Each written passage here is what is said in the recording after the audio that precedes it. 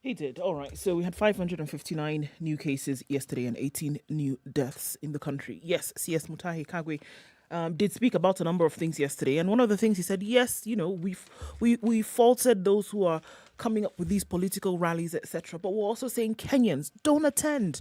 You don't have to attend. People call you to attend a gathering. You don't need to go. You can actually stay home. And we've seen that staying home, maintaining social distance, washing your hands, and all these other fantastic things can actually keep you safe.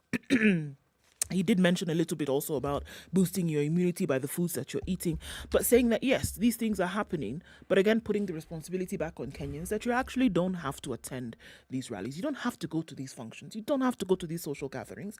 You owe it also to yourself to keep safe as much as possible. He was sad about the high number of deaths that continue to be reported because now Kenya has 1,287 deaths in total from COVID-19, and talked about the fact that it's quite unfortunate that medical workers and those in the front line have to suffer in the way in which they have. Kind of giving, again, a reassurance that they're doing everything they can to protect those who are in the front line. Thank you very much. And this thing that they're doing is what It exactly? didn't. That's the thing. I was waiting NHIF was I was ordered. waiting with bated breath for the next thing in terms of what it was that they've actually done, in terms of the reassurances that they were giving to make sure that those in the front line were being protected. Yeah, I'm still waiting. It didn't come during this particular briefing. It didn't happen. It was just an order. NHIF has been instructed to come up with how they can cover the healthcare workers. That discussion didn't begin with the pronouncements of the health secretary. That discussion has been on. We've spoken to the CEO of NHIF twice here. The president himself is the one who said that we're going to have enhanced cover for healthcare workers. We're going to have more allowances for healthcare workers. We're going to have ensure that PPEs are available for healthcare workers. In fact, our local industries have really stepped up to the game. We have the Kitui and others which are manufacturing PPEs. In fact, all the money that we are contributing to this Harambee Fund is going to buy PPEs. So now, where are we? Well, ask the simple question. Where are the PPEs? Mauro. Tell us who has received them, how they were distributed. And just look, a photo op would have been nice, wouldn't it? I know, right? Yes.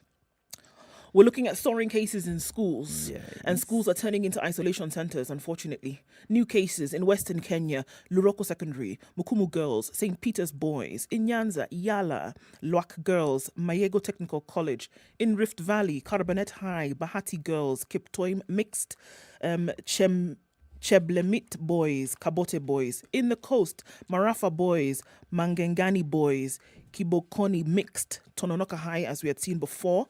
More cases there. Star of the Sea, previously, Sane Girls, and Broadway Academy. Those are the new schools. Those are the schools with the latest cases of COVID. Schools will remain open, as we have been told, for those who have resumed, and that will continue until the 23rd of December. If we're going to look at schools around the world, the United States now, very many communities, with states having reached or now approaching high numbers of hospitalizations, they're now looking at the possibility of closing schools, even shortening the fall semester, which is currently ongoing because of the rampant infection that's taking place with COVID. The United States now at 11,538,057 cases with 252,000 deaths around the country. And things are looking, as they say, elephant. India. Okay. India now with 8.8 million cases, Brazil 5.8, and then a shocker for a lot of people, France now at 1.9 million, teetering on the 2 million mark of COVID-19 positive cases. If we look at what they recorded yesterday, France recorded new cases of 9,406 yesterday. Crazy numbers. And the president came out at some point to speak and said, you know what, we're going to get to the point we're going to shut everything down. Schools will close. There will be no movement. We're not talking about curfews at 10 o'clock for bars and restaurants. We're talking about no movements, everybody at home, and let's see what we can do. Already hospitals are starting to be burdened. Paris and the 8 suburbs close to the metropolis have already shut down. And they're looking at probably by the weekend going into a lockdown. Almost 10,000 cases in one day. Big deal. And 506 deaths. So European countries are sadly getting clobbered by the China virus. Not They my words. It's the words of the real Donald Trump. We also saw yesterday. So he tweeted yesterday. Yes, he did. European countries are sadly getting clobbered by the China virus. The fake news does not like reporting this. And more importantly, even as we speak, and we look and listen to the doom and gloom, right now there are 50 vaccine trials going on. Sure. 50. Well, we saw that Moderna came out yesterday with a 95% efficacy rate with the new Yes, they did. vaccine. And remember Sputnik 5, the Russian one, 92. Pfizer, 90. Everything Right. above 90. 12 of these studies are actually in phase 3, meaning this hope is not just hope. And It's real. Yes, and of interest, people are coming up with vaccines that are probably 10 times cheaper than what Pfizer proposed to charge. So, this is not a doom and gloom scenario. There's hope. No, there's Somewhere in the plenty of it. horizon. Sure. There's plenty of it. With so many people doing what they're doing, even when you find the daunting issue of the numbers required and what have you, the truth is there are many people doing this. We even have people who previously were not producers of vaccine who've jumped into it. It's true. We also have individuals who are survivors of COVID-19 Yes. over the last 6 months, then who are giving up their samples as for antibodies Yes. and saying that we want to be involved in this process. Yes. We had a number of people from Kenya, some people from South Africa, and some subjects from Ghana, Nigeria, from the African continent now saying, you know, we've had this. And so now, and I recovered. And that's what they're doing in this case. They're using individuals who came out of COVID, recovered strong, and then now they can use them for tests. So we have a lot of people offering themselves up for this. What I really like about this explosion, as I call it, of vaccine trials is this. Those vaccines don't necessarily do the same thing. They are vaccines that target young people. They are vaccines that target certain individuals with certain conditions. And you'll find that they're specific to each individual condition that people may have. So this is not a doom and gloom scenario. The doom and gloom scenario is when your Minister for Health stands up and tells you what you already know and does not offer guidance as to what they're doing or tell you what they're planning. Rhetoric. You should do this. He's being prescriptive. We understand. Repeating it, this particular message is not going to guarantee it gets home. Sure. It can be repeated. In fact, do it every 4 hours. It'll go the same direction as the other messages had gone. They ought to be thinking of how to ensure that people understand what they're saying. I think we have told you. That's the point. You have said that nobody has done anything. Ask, why are they not doing it? The doom and gloom. So why is it before that then treatment people comes. would, just like you were saying, just the fact that a politician has come and is addressing a rally, you don't have to go. But you just go. No, you don't have to go, but it's important that you go. Why? It's entertainment. It is. There's a possibility that some money might land your way. You never know what you will hear. Other people are going, so you're joining them to join in so that you And can then you die, you go to heaven, and God asks you, so why did you die? What did you do? You know, that is a You discussion. respond like Adam, it's this woman that you gave me. From what I understand about She heaven, gave me the fruit. it isn't a circle. No, heaven is not a circle. No, it's you It's you on your own. and on your own. They didn't say work out your salvation. They didn't say yours and your families. They said you. No. So at the end of the day, again, Eric, it comes to the prioritizing of what we think is important. Believe me, it is more important to be out.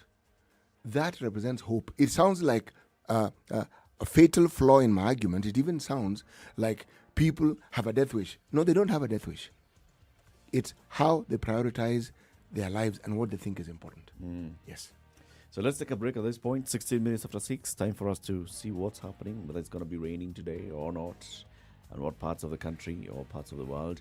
Good morning. This is Kenya's biggest conversation. The live stream is up. Spice FM KE, YouTube, Facebook, Twitter, and spicefm.co.ke. We'll be giving our shout outs to those who are already tuned in online. Good morning. This is the Situation Room, the only way to start your day. Spice up your life. 24/7, around the world, non-stop. This is Spice FM. It has been a tough year for your business, hasn't it? But you hung in there. You pressed on. You persevered. And now it's time to rise up. It's time to get ready, to get going, to get selling. And Google is here to help you rise up. Get free training and tools to help your businesses adapt and grow online. Visit g.co/Grow Africa to start now.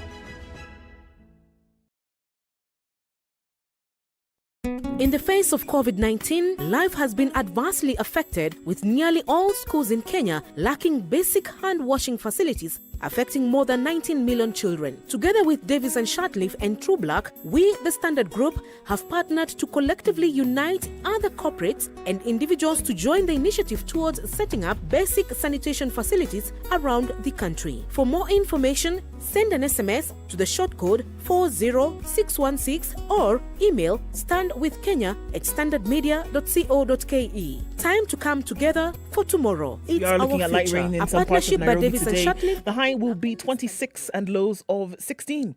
Mostly cloudy conditions in Nakuru at the moment at 16, highs of 26 and lows of 15. Nyeri is 14 and mostly cloudy this morning. We'll see highs of 24 and lows of 11. It's clear in Eldoret at 12, highs of 23 and lows of 12. Partly cloudy conditions in Kisumu at 18 degrees. We'll see highs of 27. 27 will also be the high in Kakamega, where it's partly cloudy at 18. Mombasa, light rain this morning at 25, highs of 29 and lows of 24. And in Malindi, it's 18 degrees and partly cloudy with highs of 26 today. Kampala is mostly clear at 19, highs of 25 and lows of 17. Dar es Salaam, it's raining this morning at 24. It'll go to highs of 28. Johannesburg at 18 is clear today, 26 the high and lows of 18. Lagos is mostly cloudy at 26, will give way to rain later with highs of 31 and lows of 25. Rain showers in Kinshasa at 23. The rainy season continues. We'll see highs of 29 today and lows of 23. Beijing is cloudy this morning. The haze seems to have settled just a little bit. At 9 degrees, it's cloudy throughout today, highs of 14 and lows of 8. Clear skies in Paris at 11, going to highs of 14 and lows of 8. London is cloudy at 13, highs of 15 and lows of 12. And New York is clear, 10 degrees, we see highs of 14 and lows of 5.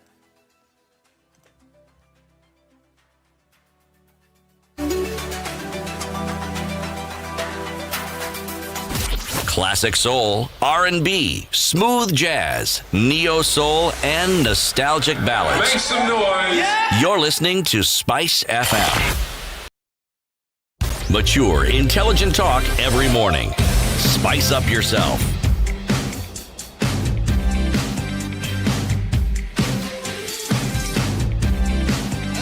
Mornings done right.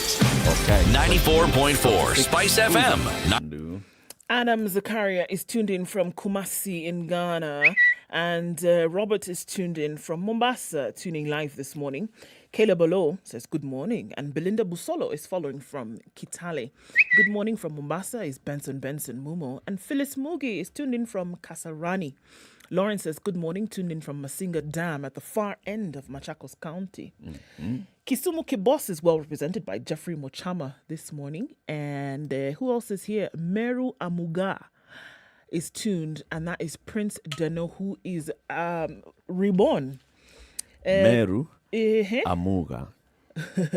Benson Kiplagat is tuned. Salams. It's Salams. Benson Kiplagat is tuned in from Ndaraweta. Ndaraweta. Yes, in Bomet. Yes, I've heard it. You've heard it before? Ndaraweta, yes. Okay. It's in Bomet. Yes. Okay. You know where it is? You can see it? No. I've never really known exactly where it is. I'd like to go to Ndaraweta. You want to go to Bomet? Very nice name. Okay, so Benson, Eric wants to come to. Ndaraweta. When Eric comes to Ndaraweta, you will meet him at that place and take him around. Yes. Hexby Hesbon Nalianya is tuned in from Mitume in Kitale. Good morning, everybody. Good morning and welcome to the show, I love some of everybody. these names. Mitumi. Oh, yes. They revive you just listening to them. The simplicity and the complexity. It's very nice. This is. It is. It's one of those days. All right, so let's look at today's proverb. Right. Today's proverb. This one is simple, straightforward, and not difficult to understand. Hurry has no blessing. Actually, it's along those lines, really. Pretend you are dead, and you will know who really loves you. I'm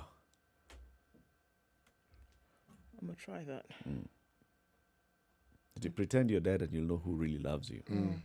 Okay. My friend. The view is that some people may actually celebrate. But I would argue here that present yourself as a candidate for a political post, then you will actually really know who really loves you. Maybe you will not know until you, after the vote.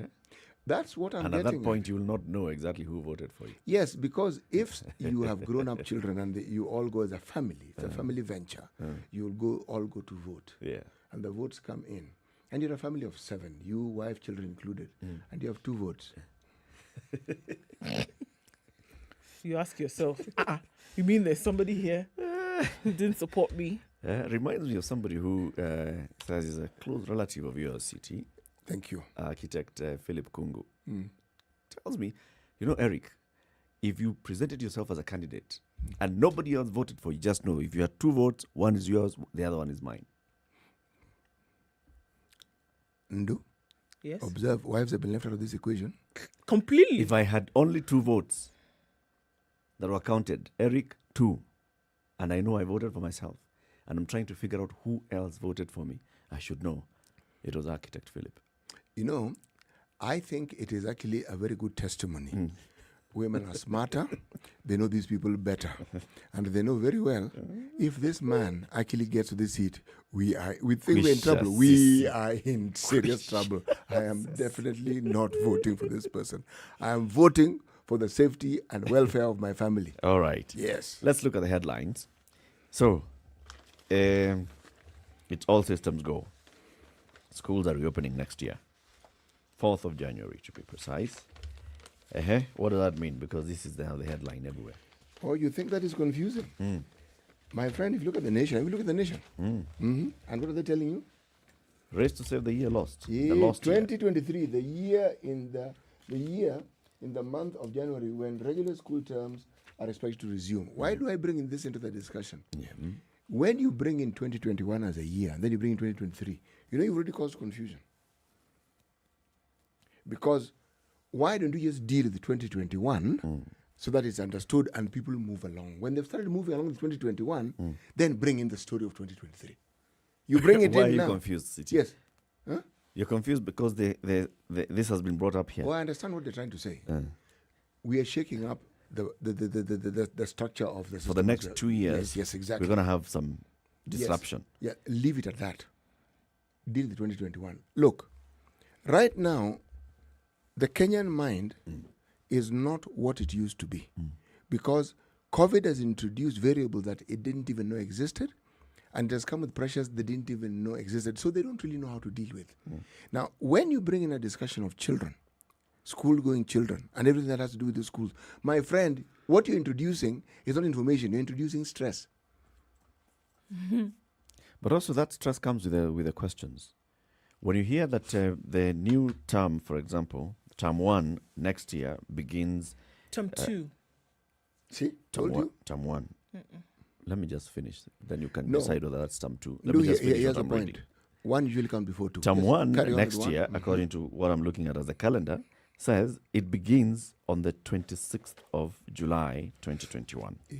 This is We're in July. the other... Because what we're going to have before 26th of July is this year's this academic year being extended until July next year.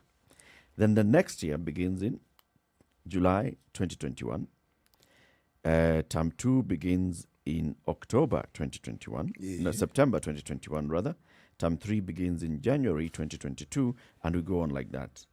So the question that would come to somebody's mind is, so have our calendars, have our school years now changed from January to beginning July? And that's why now, once you've gone all that, with this whole explanation, term 1 begins in 26th of July 2021 for 10 weeks, blah, blah, blah, and you go all the way up to KCPE, KCSE, being sat in March 2022 and then being marked in April 2022, probably the results coming out in April 2022. Then you ask, so now means that the Form 1s who do KCPE in 2022, those who join Form 1 will join in 2022 July? Then you're told no, they'll actually now join in January 2023. Okay. Umeelewa? Confusion. No. You've actually stated what I was trying to point out clearer than I could have stated it. It's confusion. It's complete confusion. Look, there's confusion, but it's understandable when you tell people, okay, we will open school next year. That's not difficult to understand. Uh-huh. Next year is 2021. Not difficult to understand. Normal class will resume. Why on earth don't you let them resume? 2022 comes after that, then 2023. When they have started and you have seen it progressing, then say, look, given what we are going through, they're experiencing it, they can see it, all right? For us to get back to that timetable that we understood to work so well, this is what we're now going to do. So 2021 is out of the way. So now you're just dealing with 2022 and 2023. So you want people to be given information piecemeal? Yes, I want them to be given information so that they can manage it. Piecemeal. If you lump it all together at once, it doesn't help. Not this sort of information. I would actually see you, I'm picturing you, CT, if it was just given at we're only going to deal with until July next year, you'd be asking, so now what happens after July? I will ask that question, and I expect to be told You'll be asking. it is important for us to get this right. This appears like this ministry doesn't have a plan. Yes. They're only shooting up to where they can see. Yes, you will say we have a plan up to 2023. We have a plan for the future. Don't even mention the year, the future. But for now, this is what we're going to do. All right? Once we've gotten this out of the way and it is working, you don't look and you don't seem to be convinced. City Muga would have sat here and said, for the longest time, this ministry has appeared to be prevaricating on this issue. We want to have clarity of what our children are going to go through. Those who are in Standard 7 now are going to Standard 8 next year. When are they going to Form 1? Those who are in Standard 8 now, they are sitting exams next year in March. When are they going to Form 1? What happens to their calendar year going forward? These are the questions that City would be asking. You have left out, and I agree with you, you've left out what I would have said about the officials who manage these things. Do you think this is confusing? By projecting all the way to the Speaking realistically. the end of the academic year 2022. 2023. 2022. I think people are still going to have questions. However, I think what they've done at this point is that, look, they have told you what it's going to look like, that it's going to be messy next year, but they've also told you when it will now go back to the way it should be, which is in January 2023. Before that, we're going to have a little bit of a mess in between here, but it's so that we can make up for the lost time. So essentially what they're telling you to do is, this is what we have. If you have a child who falls into this category, this is where you need to be looking.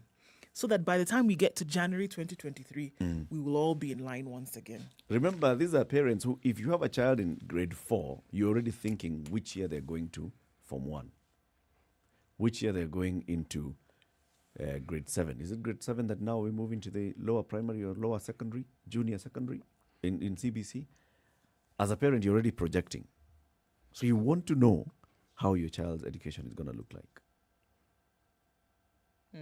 You know. Okay. Okay. Erica, Let's just do this break. Eh? No, Let's okay. look at traffic, and then we can come back. Okay. And the question is, do you agree the government's plan to reopen all schools in 2 months' time? Because that's the other question. Based on what else we are seeing, what is the government telling us? We're going ahead with the reopening of schools. This is Kenya's biggest conversation, the Situation Room, 6:30. Let's see what's happening on the roads, and then we look at more and more headlines in the papers. Spice FM, Malindi. Spice and everything nice. All right. Okay. Spice FM. Spice up your life. Let's start on Mombasa Road today, where it looks like the drama already has begun, and it is going to be epic today. So right around Airtel, a part of the road has been closed. There's a small diversion that has been made, but we know that on Mombasa Road, when small diversions like that happen, the traffic is massive. So this is inbound on Mombasa Road today, not towards the city, the other direction. And we will see that there will be an overlap of traffic today, and it's likely to be crazy. If you haven't left, maybe you have about 5 minutes to do so. 5 minutes after now, it's going to be very, very crazy. It's already starting to build up as far back as the weighbridge at Milolongo, now outbound towards the city centre. And so if you haven't left also, now might be a good time to do so. 5 minutes later will be a good time to sit and wait it out. Looking at Thika Road out into the CBD today, it's already looking like a mess. Kiambu Road is building up and building up very fast. The service lanes, however, on Thika Road are not looking too bad. You can use those to get into the CBD as you would. The Pangani Tunnel is looking a bit slow. We'll take a look at other parts of the city in a while. It's drizzling in some parts too, so that means the roads are also slippery. So please take it easy. More traffic updates in a short bit. Spice FM KE on Twitter. Talk to us about what you see or text us on 40127.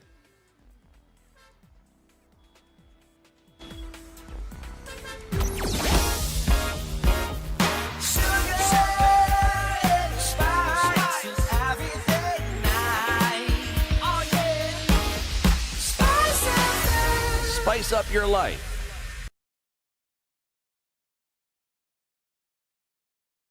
Mature, intelligent talk every morning. Spice up yourself.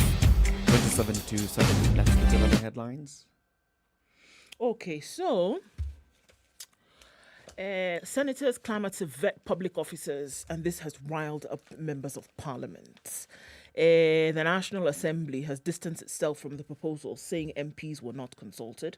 MPs are up in arms over a controversial proposal by the Senate that seeks to withdraw their vetting powers in the appointment of senior government officials. In recommendations to the Building Bridges Initiative, surprise, surprise, they are likely to jolt MPs and fuel the supremacy battles between the two houses over legislative roles. Senators want to vet all senior government officials, a function that has traditionally been under the National Assembly. The Justice and Legal Affairs Committee, chaired by Nyamira Senator Okongo Omugeni, also proposes that the Ombudsman be an ex-official member of the Judicial Service Commission in a report set to be tabled this week. Other proposals include retaining a single senator per county rather than two, as proposed in the BBI report, and maintaining women representative positions in the National Assembly, where they would have been eligible for the appointment to the cabinet. So it seems that there are many things in this report that people just don't like. And now as they're being discussed, people are saying, okay, here's an opportunity for us to discuss them. But some people just don't like these proposals. Is there any merit in what has been attributed to the former Prime Minister when he says opportunities to discuss these things were there and they were not taken? You didn't discuss Is them there now. any merit? Was the opportunity actually provided? And was it possible for people to have aired their views that they did not? I think opportunities were provided. That's not an issue. The matter is, once the opportunity has been provided and you've gone before a committee and presented your views, and then you see the report does not contain your views, you want to understand why your views were not captured. Because what's the point of presenting an opportunity and then a report that comes with the compilation of the views does not have your view? You want to understand. So I spent sleepless nights working on my presentation. I presented my views, and I'm not seeing like my views are captured here. I'd like to understand why. What then is the role of experts in these things? I thought they are the ones who compile these views and look at them and say, look, given what we've got, this is what we think really genuinely represents the majority of the views we have. Sure. Yes. What confuses me though is that at the bringing out of the final report, is it that everybody now who is up in arms over one thing or the other had proposed something else and they saw that in the report it was not reflected? Or was it that when they had a chance to look at the report, they decided, no, I really don't like this one, and decided that, they're going to come at it? Is it that what they suggested was not put in, or that they didn't like what was brought out at the end? In some cases, they did not suggest anything at all that was contained in this report. For example, who proposed the issue of adding an extra 70 seats numbers in the parliament? Who? Which delegation can we be shown by the BBI task force that went and said, you know what, we need an extra 70? Right. So sometimes it's important to open up this conversation and explain. So this is based on these the presentations that were made. Our expert opinion is that this is how we translate it. Now, if people are looking at it and they're not understanding how what I presented versus what I'm seeing have a relationship, it's important for you to just have a conversation so that you can explain. Why is it that the church leaders are raising these issues? Why is it that, for example, the doctors are saying, we wanted a constitutional commission to deal with HR matters for doctors? What we are seeing is a commission that is not a constitutional commission. And the danger of that is that this, if it's just an act of parliament, just a small commission, then we will not be protected as we wanted to be protected. And what are the and our churches? What are they protesting about? The churches are talking about the number of clauses that have been inserted. That them they are, for example, raising the issue of an imperial presidency. When you say that the president shall hire and fire a prime minister at will and such kind of things, then they're saying this is giving too much leeway and power to the president. You know, I think the point here, by the way, is not necessarily that the people are saying, we are opposed or we are not. It's open up a conversation. Explain to the people. Same way MPs went to Naivasha and the experts went and sat down with the MPs in Naivasha and the MPs came out saying, okay, we get it. Do the same. Explain yourself. early days yet. For sure. Early days yet. It may yet happen. That discussion that we're talking about may yet happen. It may not happen the way Bomas did, but it may yet happen. It may happen. Eh? Well, I'm seeing signs of it because if I look at the political horizon, what I'm seeing is that this general meeting, like a Kasarani meeting, won't take place, or a Bomas meeting. But that there'll be consensus building, whether it's in the counties or with the MCAs or with the governors, that will take place. Maybe a divide and rule kind of thing. I will see it. The Makueni governor, Kivuda Kibwana, tweeted the other day and said, governors went to Naivasha to discuss the BBI. The governors invited the two principals to come so that they can have a conversation with them about the BBI. The two principals had indicated that they would attend. The two principals did not attend that meeting, despite the governors sitting waiting for them all day. Then what we are seeing later is one of the principals going to meet with governors from Western region and having a conversation with them separately. So we're wondering, so you could have just come and talked to all of us at once. Why do you now start to bring it down into, I'm going to Western this weekend, next week I'm going to the coast and meet with the governors from the coast, the other week I'll go to the northeastern and meet with the governors from the northeastern. They were all together in Naivasha. Who can actually claim to understand the where-to-fores of political thinking? Logic and decision If you could understand it, you two would be mad. So, We would call you mad as well. yes, this one falls under the category of things which you observe and see. So, Mr. Magoha, Professor Magoha, son of Magoha, as he calls himself, is in trouble if this report is anything to go by, because the EACC has mounted an inquiry into the full video. Remember that video that went round of the CS talking to the County Dr. Director of Mbaka. Education, Dr. Gitonga Mbaka, from Uasin County, and he's saying, wewe ni mjinga. What is mjinga o mshenzi? Mjinga. Nikisema wewe ni mjinga ni uongo. And you're talking about the report, and I'm talking about what is here on the ground. You can go. I said, you get away from here, wewe ni mjinga kabisa.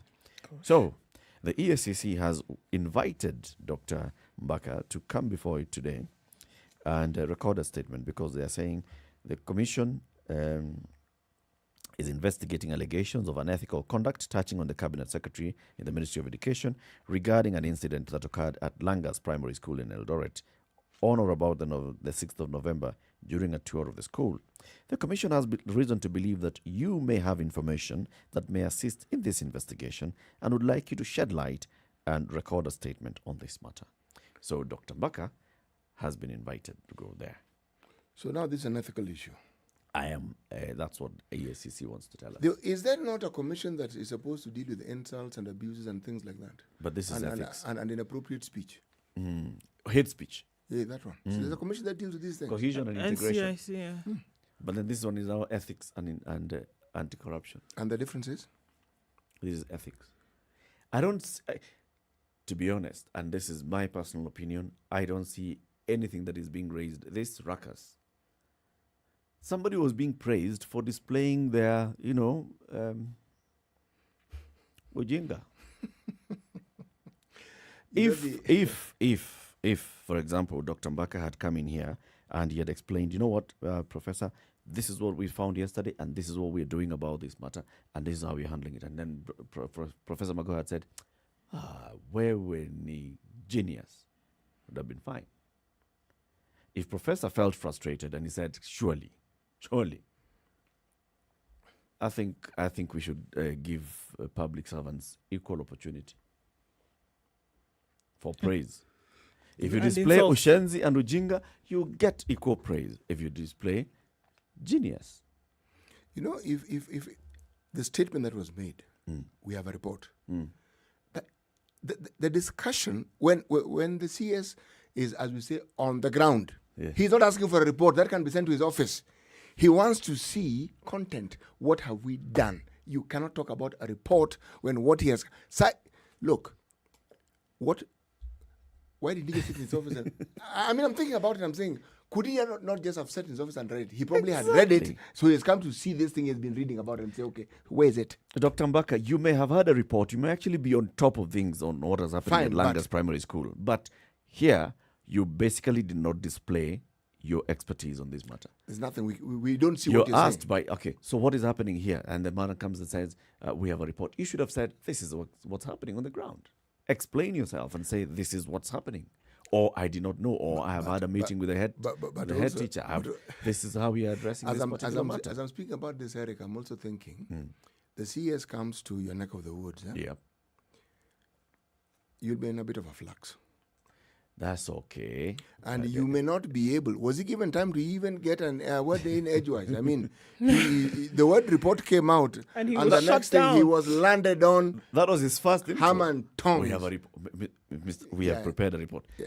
What do you mean? No. you? Actually, I'm withdrawing what I said earlier on because I'm thinking CS comes to see you, you're in charge, you may have done it, and there's a report about it. He didn't. Both the CS and Dr. Mbaka seem not to have communicated clearly with each other. Now, the CS, from everything I read about the CS, whenever anything is attributed to him, you feel like, surely, what on earth is this guy saying? So I have to focus on what do I think he means. Okay? Dr. Mbaka, CS, you know, CS is not a small person. It's the boss. Yes. Surely, if something was wrong, something was not right, man, you would be in a complete twist. Yes. And you should be in a twist. And even if it was okay, you'd still be in a twist. Because you are the man in charge of education in Yes, this you county. are. Yes, you are. The CS has come to this particular school, Yes. Langas, and is finding something that's looking very, very out of place. Now, explain yourself. Or even say, well, a principal, talk. Actually, Push it on down. No. Perhaps a question as to, look, this explain to me what you mean. You see, that bit, up to that point, we're okay. But then, Shenzi, Jinga, go away. That one now. It was a bit off. That's It wasn't necessary. That's off. He could have asked the person to explain and say, this report and what we are seeing, kindly explain to us and tell us what it is. Because guess what? Regardless of the fact that his argument had merit, what is being used now to bring about any kind of questioning is the insult that came. It doesn't come into Where is play. the insult? It doesn't. It This is doesn't. praise. It doesn't come into play that the point that he was making or what he was trying to bring across actually had merit. Nobody's talking about that. Everybody's talking about now. Everybody's shooting the messenger as opposed to just carrying the message. The message here is that we have a CAD who is not able to explain what is happening on the ground. Actually, Who says that there's a report, that they've done a report. Eric- This thing of doing things with reports. Eric, Bwana. like you, I don't think it was an insult. I just think it was inappropriate. It was inappropriate to speak to another individual in that manner. Actually, let's make it, It was. African. You don't speak to a mature person in that way. manner. You actually don't. The words that he used were Yes. inappropriate. Yes. The message that he was trying to pass had merit. The inappropriateness came about in the words that he chose to use. This is against the backdrop of, remember, the CS actually even released a statement days later, and he said, you know what, I came into this ministry and I found things where, for example, I'd make an impromptu visit into an office and I'd find officials who should have been in the office by 8:30 are not in office at 11 and they haven't reported. It's not that they came in and then they went to the field. No, they haven't reported until 11. There's a way that people have been behaving in this ministry. And you just have all that frustration piling up. So you have people who have not been reporting to office. You have schools that have, collapsing because they're dilapidated. You have an entire inspection going around the country, and you discover, hey, the issue of Talent Academy was not an isolated case. Very many other schools in the country are basically waiting to collapse. And we have education officers in each of these counties, in each of these sub-counties, in schools, and nothing has been reported or has been sorted. And then now you make an impromptu visit to go and find out, okay, so what's the situation in this particular school? And you find, the same kind of thing that you were hearing last year, that, even Talent Academy, I'm sure there was a report that had been prepared. There was a before report. children died. Here we are. Someone is also telling you there's a report. Ni ujinga ya hali ya juu. You're stuck on this one, huh? Inappropriate and all, but this is what it is.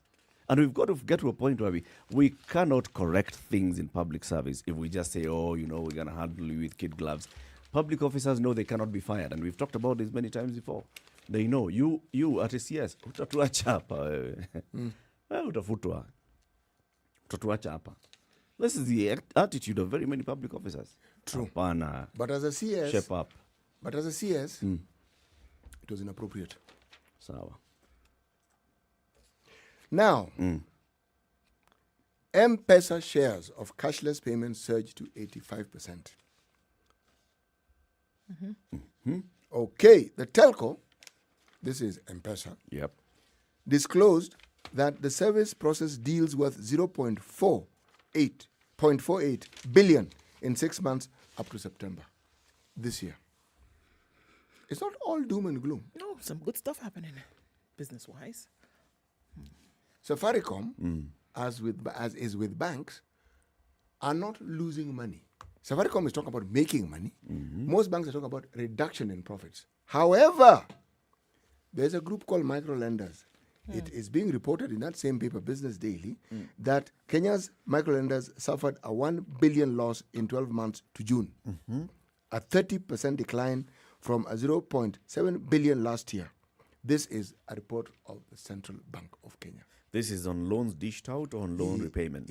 Repayment, the repayment is where the problem is. Because if you talk about micro-lenders, you're talking about a small-scale borrower. Yeah. And if small-scale business... Very short-term loan. Yes, and expensive at that. And if short-term, if businesses that accrue or are ascribed to people in that particular economic bracket are going bust because of COVID, you expect that there will be problems with repayments. Yes. That story is also in the special report, the Financial Standard today being Tuesday. And in fact, it says how the next banking revolution is taking place in your cell phone. And it says those two mobile transfer services, this is M-Pesa and Equity Bank's Equitel, have made serious cash. In fact, Equitel has made more money for Equity. Has overtaken its holding company in number of transactions. The number of transactions on Equitel is more than the number of transactions over the counter in Equity Bank. 35.6 billion shillings, the amount of money that Safaricom earned from M-Pesa in 6 months. The total value of M-Pesa transactions in the second quarter of this year, 2 trillion shillings. And you compare that to 1.988 trillion shillings, the total value of Equity Bank transactions recorded between March and September 2020. So, at par, 2 trillion for each of them. People have gone here. Then the taxpayer now, the tax collector, KRA, has gotten the go-ahead to start taxing on transactions conducted via debit or credit cards.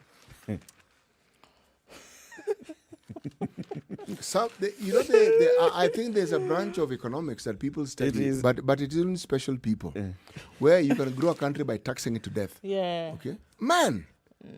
It's even going back to say, okay, everybody with a horse-drawn carriage shall pay a road toll. Yes. And now you're seeing people have moved to motor vehicles. Same thing. I knew you're coming up with that. Horse-drawn carriages are the ones that are paying tax. Archaic thinking because you're looking... Eric, at this rate, believe me, much as we're being... The toll stations were abandoned because that same money was being realized through fuel. And in my opinion, it was a far more efficient way of collecting that money. Toll stations are going to come back. Wait and see. Yeah, they're already coming back. You see what's happening on Mombasa Road? Expressways. This expressway. Toll, my friend. Yeah. Which reminds me, this ministry of ours, this favorite one? ministry of ours, Ministry of Transport, Urban Development, Housing, and all these other things, infrastructure, plus ports, plus marine, plus everything else. Yes. Do you remember a couple of years back when on all these roads, they went and dug up sections of the highway? Nakuru Highway, they dug up and they put some concrete thing because they were thinking of putting up toll stations. They did. Somewhere in Nakuru Road. They did. Somewhere here on Mombasa Road, They down did. the road. They're all over the place. All over the place. They first dug up, that is buying that bathtub. Then they think about how they're going to roll out toll stations. Over 7 years ago, They had thought of this. they dug up the road so that they can introduce toll stations before they even came up with the regulations on how this was going to happen, everything else. It's brilliant, no? Oh, I mean, No, it isn't. It's pedestrian. it's engineering. No, mean- you know it's pedestrian and do brilliant in the in the sarcastic sense. Yes, yes, and the concept of possible theft that is about to take place. In that, they're looking ahead and seeing where else can we rob these fellow Kenyans. But why spend time and money and disrupt traffic digging up a road to put up concrete, and you don't even know how you are going to collect this toll? We didn't know. Those who are building it knew. Do you remember a time, Eric, when all over the country we had what they called bumps? Some were rumble strips, some were not bumps, man. Some of those things Just Yes, mounted. were tools of destruction. I mean, it doesn't matter what you did. Huh? And every once in a while there'll be a complaint, they'll be leveled and built again. Yeah. In the course of a year, those bumps could be constructed, deconstructed, something like 6 times in a year. Why? Same thinking as the ingenious. Yes, same That's thinking. the question. Same thinking. Why would you? But you know the thinking that really bothers me, and I don't have a solution to this. How on earth do we get our people to understand that this corruption they participate in is what is going to kill our economy? Because corruption is not the act. The act is a manifestation of it. It's the way we think. How do we get to a point where people can change the way they think? Because if you look at any war we speak of, corruption. Right now, as we come to the hour, Nairobi Hospital, with the help of the UN, has built a 1 billion shilling COVID hospital. In how many months? Yep. How did you tell me, my brother? Because I know you counted the months. The time when we were speaking to the former CEO, that was about June, right? Yes. May, June, and it was launched in November by the president, Yes. right? Huge facility, done, dusted. Yes. 150 beds, 25 intensive care units, and 50 high dependency units. 50 in 6 months. 1 billion. Now, just do the maths of what a billion has done. It has done. Finished, dusted. Think. We were being told by one Mr. Haji, the CEO of the Department of Public Prosecutions, that they have to date recorded 244 billion that has been gone. This one is not a People that clerical they've taken to error. court. And now you tell me. So you're talking about 244 hospitals of that sort. Built within a very short time. You know, every county can get 4. Built within a very, very Every short time. county. In fact, every- let's also wait and see actually how many. Remember, General Badi is making hospitals in Nairobi. And they were saying that they were going to be complete by the end of this year. In fact, when he spoke to the chief officer of health, he was saying towards the end of this year they'd be ready. I wonder how far they are. Talking about And thinking, how much it will cost. if it's thinking that's going to change, I think that's what you have to constantly do. Is that you have to show what could be done with 1 billion, like what we've just said now. For example, a hospital can be built where there's certain facilities which, for example, are much needed at the moment. The way the thinking will change is this constant drumming up of the possibilities that exist with certain amounts of money in the country for development. Because if you say money has been stolen, you leave a vacuum. That doesn't really resonate with anybody. No, it doesn't. But if you say 1 billion shillings could do this thing, which at the moment you are seeing there is a gap, it could sort out this road so that mangoes don't have to sit on the side of the road and rot and you see your produce going to waste. This is what 1 billion shillings could actually do for you and see you moving from step 1 to step 2. A school that lacks infrastructure like running water and usable toilets, for example, this is what 1 billion shillings can do.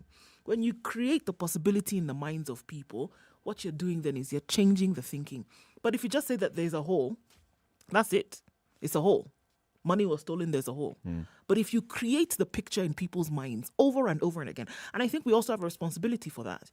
If you create a picture in people's minds of what this stolen money can actually do, what could be in the absence of corruption and grand theft, I think that's what goes towards changing the thinking, for sure.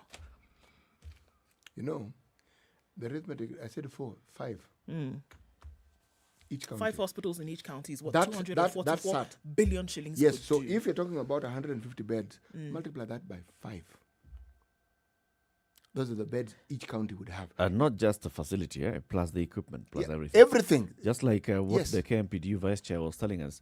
Yeah, some of these counties, like he was complaining about Muranga and Isiolo in particular, is a singled those two out. Huh? And he said, yeah. So Muranga went ahead and built an ICU facility in record time as well. And the governor was saying, in fact, what I did not do is I did not contract an external contractor. We just did it with the county resources that we have and the staff that we have. Sure. But what the doctors are complaining about is so you have the facility, but you don't have the personnel to run the facility. But think about it, Eric. You know, this maths, if you look at what is lost in KEMSA, what we borrowed for COVID, you just do the maths and you use that example and look at what can be done with it. Because this one beats everything, not at the brick and mortar, everything. Kila kitu. Now, you suddenly realize, but the problems we have could have been resolved. We would have gone a very long way, but we've borrowed this money, and why I think my voice keeps rising is we're exactly where we were before we borrowed the money. Imagine you've not moved. Do you think it occurred to the president and the CS for Health and the others who were there at the official opening of this facility? Did the president sit there and think, I think shillings, these guys have done no, this, I think he did. despite all their internal wrangles? No, I think it is. As the management of the Nairobi hospital, they've actually delivered a hospital, a facility. I think, that's they said and they've done, and we've seen it. And you can see And it. by the way, the CEO left, but it continued, and it's continued. done. I think the president thinks of it. And sometimes when I listen to Mutahi Kagwe, I listen to sound a very frustrated man. But when he got to this job, did we not tell him, bro, this place, this place they've taken you to, hey, my friend, you are going to be buffeted by headwinds from every corner. You will not actually believe what you, and nothing will prepare you for this. They should have taken him to environment. Oh, yeah. Yeah. Because with the environment, you say, I can't control the rain. End of story. I can't control floods. But this one, where people have got their hooks into it and have had it for the longest time, man, I think He's in the kitchen. If he can't stand the heat, please advise him, bro. Get out of the kitchen. Good morning. It's now 7 o'clock. Sugar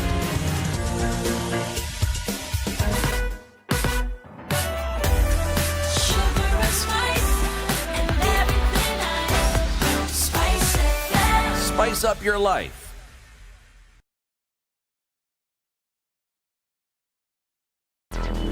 Traffic. Mombasa Road is that place today. In and outbound today, guys. It's looking absolutely crazy already. So if you're wondering what's happening up ahead, if you're coming in from the CBD, there's a part of the road because of the expressway construction that has been diverted. Parts, so, 2 lanes have been closed off. 1 lane now available. And there's a little bit of a diversion there. So it's going to cause traffic. It's already causing traffic this morning. And it's already a nightmare for many people. In the opposite direction, then going towards the CBD, it's clogged up. It's bumper-to-bumper action all the way from the Weybridge, and it's heading down then towards the Nyeri Stadium roundabout. And then you get onto Huru Highway, and then you're stuck a little bit as you're getting into the CBD.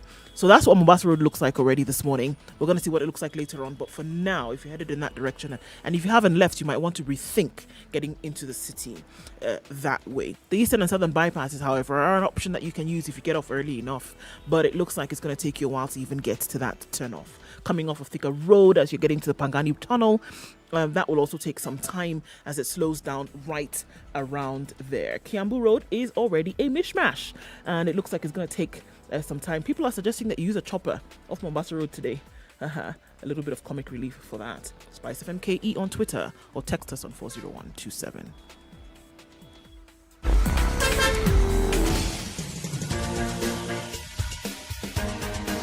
This is The Situation Room, the home of hard-hitting political commentary and penetrating insights about the state of the nation. This is a talk radio experience like no other. The Situation Room, a place for hard truths, debates, and elevated conversations. The Situation Room, witty, political, engaging, deep, controversial. In the room, we have C.T. Muga, researcher, academic, seasoned political observer, a fountain of wisdom in these politically uncertain times. Ndu Oko, Nigerian by birth, Kenyan by choice, communications expert, Pan-Africanist, a truth seeker and believer in people power, and Eric Latin, agent provocateur, the man in the chair, seasoned journalist, news hound, a man who believes in punching up, not down.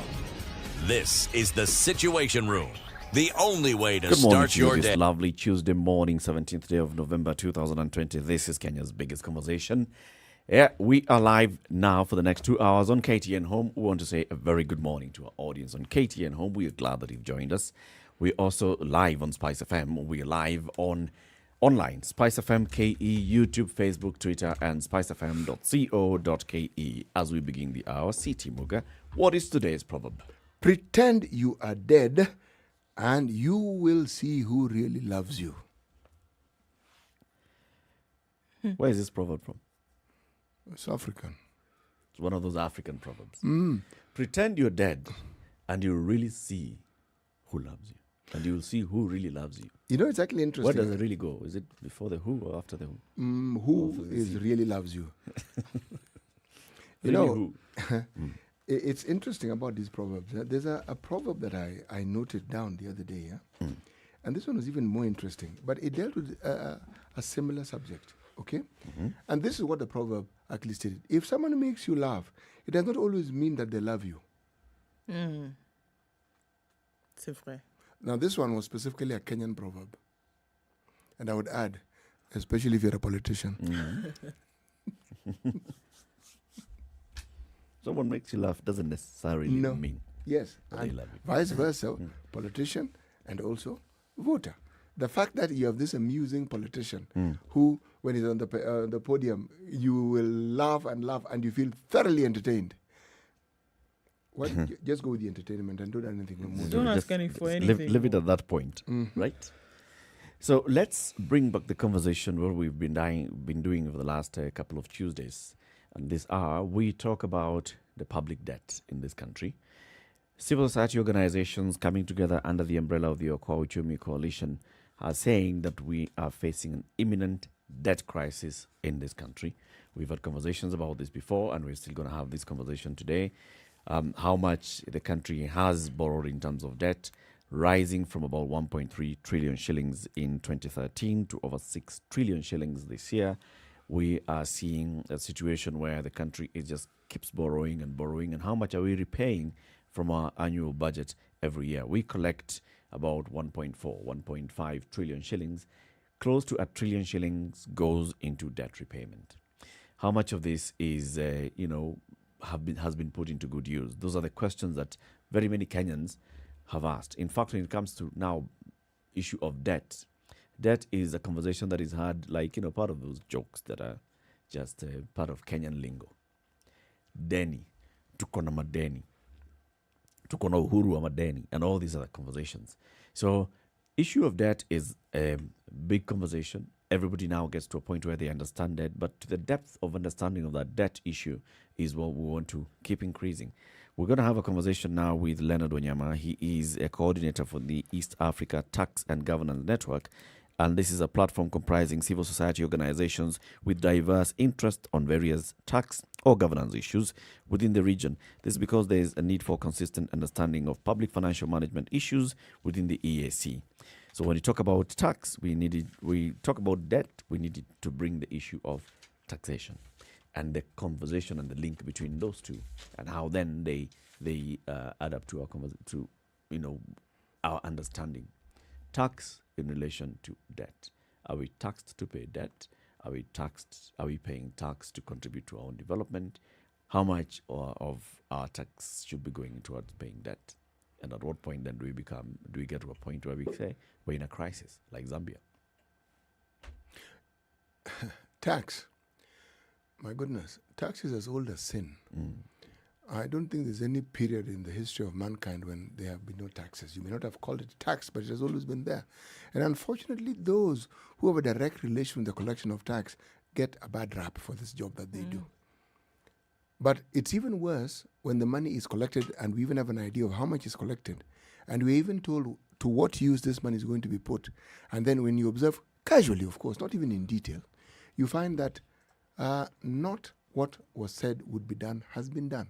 And not once, not twice, it's something that happens. Every once in a while you get a pleasant surprise. And you actually find that the things that they said or was said by those in power that would actually gets done.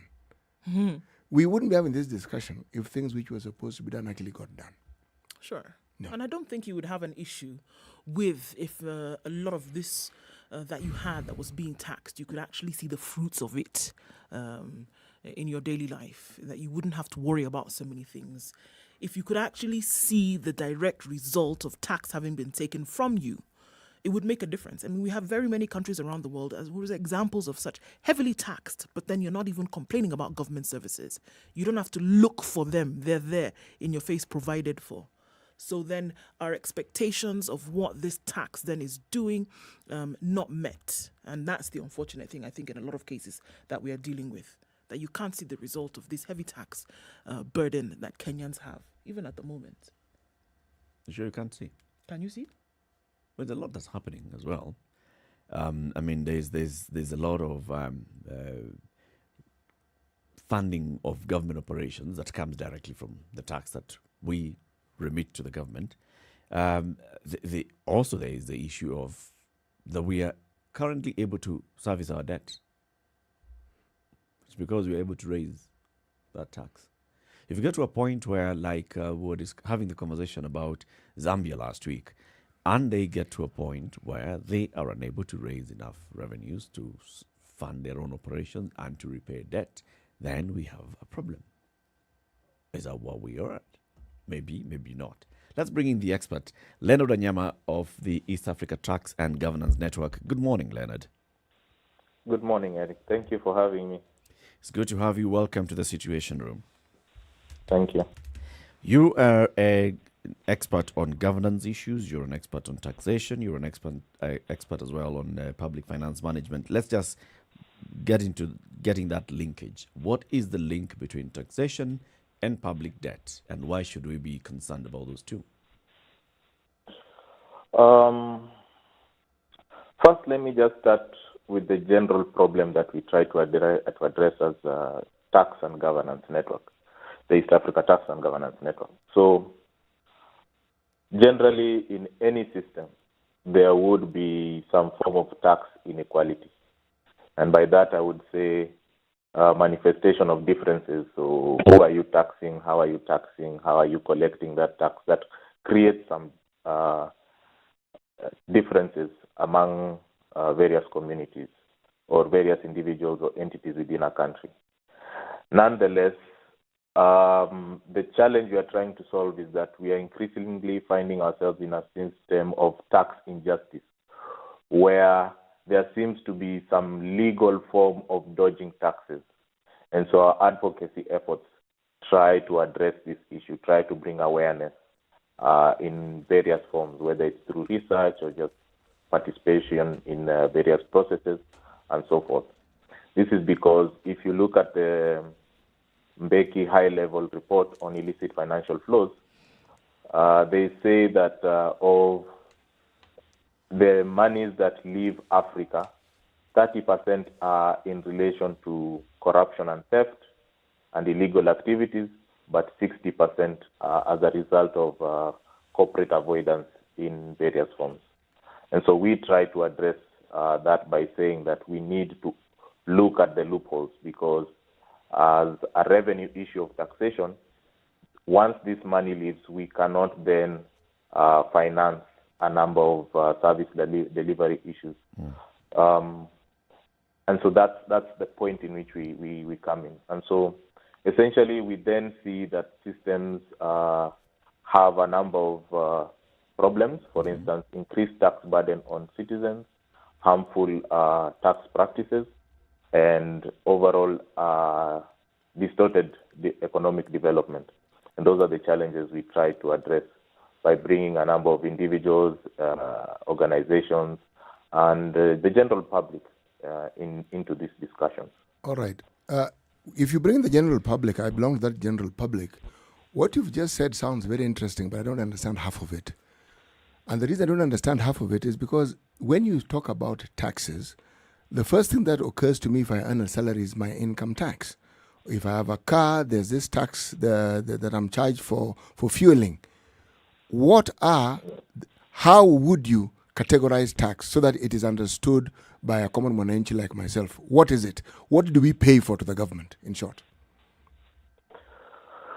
Well, I would say that it is indeed a challenge to understand tax. We are looking at trying to simplify the language because tax is a very niche discussion between lawyers and economists, and specifically accountants. So we try to look for ways in which we can generally simplify the conversation, make it more understandable. In the past 2 years, we've come around to the conclusion that we have to make tax a human rights issue so that we can then make linkages to our daily problems. So for instance, as you're saying, City, that you want to know that this money has been taken away from you and where does it go? Yes. By understanding the rights that are attached to that taxation, then we can make this conversation a bit more simpler. We can animate you and activate you to then participate better in terms of demanding your rights, demanding effective utilization of those taxations, and increasingly make you a more participating citizen in these processes. Well, let's do that now, Leonard. Then what are some of these rights then that are yours? What are the rights? Because even before we started with this, we're looking at, okay, then what makes sense for a lot of Kenyans is not to understand that there was a hole, but it should be to understand what could be if you see what the proceeds from money that wasn't stolen, for example, could actually do. So what are the rights that you actually have as a Kenyan citizen when it comes to taxation that you should be able to see where that taxation goes? What are some of those rights that you're talking about? Well, quite simply, in the Kenyan context, this is all contained in the Bill of Rights. Your right to food, your right to shelter, right to a decent education, right to healthcare. These are very clearly stipulated in the Constitution of Kenya and the Bill of Rights. And so the challenge is holding government and the responsible authorities to account. Because I think there is a difference and essentially an imagination that government will be open to you and just do the right thing. But if you don't understand the technical processes in which government then utilizes your money or makes the decisions around the taxation, then you are handicapped in that you can be provided for a tick box or a list of things that are being done, and you can't really challenge because, for instance, you don't know the process that went into first determining the expenses or prioritizing, fairly allocating, and then just properly spending that money. So the whole chain, based on collection to allocation and expenditure, has to have a degree of fairness. And therefore, if you are not familiar with what goes on through that process, then you are at a loss. You will get very easily confused by high-sounding words, and then you just wait for the next time probably a politician comes out for a handout. And that's what we want to change, to make people really interested in the whole process, from the taxation to the expenditure cycle. Why aren't people involved in the process at the moment? Why do you think that is, Leonard? If we look at Kenyans and the landscape that we have at the moment, why are Kenyans not interested in the process? Well, I think Kenyans, it's all a matter of priorities. You have to deal with your issues on a day-to-day. Holding leaders to account is very difficult. They maneuver you, they trick you, and when you corner them, then they retreat into procedures that you don't understand. And so it is like a vicious cycle. And the question is, how can we then develop a new civic education that will then kind of give them some inspiration to follow this up? I believe why we are thinking about this kind of idea of simplifying the language is to kind of try and replicate the civic education that happened during the constitution making process. Kenyans were equally very frustrated, but they got activated with new training, with new ideas, something to inspire them to look forward to holding their leaders to account. And so you see, for instance, that the consciousness that Kenyans have about haki yetu came through a lot of education in the 90s and early 2000s. So what does it look like? I mean, if we can just take one aspect, if we look at what the rights are, especially when obviously here they were talking about taxation and such, and we said that, okay, there are rights that Kenyans have, right to food, shelter, clothing, education, etc. Just take one of those things and paint a picture of what it should look like. If you say that you're taxed for a certain thing, then what do we expect it to look like in the line of things in the country? You're taxed certain percentage for this. What should the end, if you're looking at it end to end, what should it look like? That you're taxed, this is what you should get as a result. If it doesn't happen, certain questions you should be asking to who at what level for you to get answers. If you could paint that picture, what would it look like? So if we take the question of licenses, let's say you have a small business. The infrastructure around that small business definitely has to improve, right? Because that is what it's for. The water, for instance, if you have the hotel, has to be clean. The inspection has to take place regularly, all the way down to the fact that you don't need to be paying additional bribes and so forth. So if you've paid a license, first you also have to be considered that you are also inclusive in that. So you might be paying a license in one part of town, but it is servicing a totally different part of town, and you're excluded.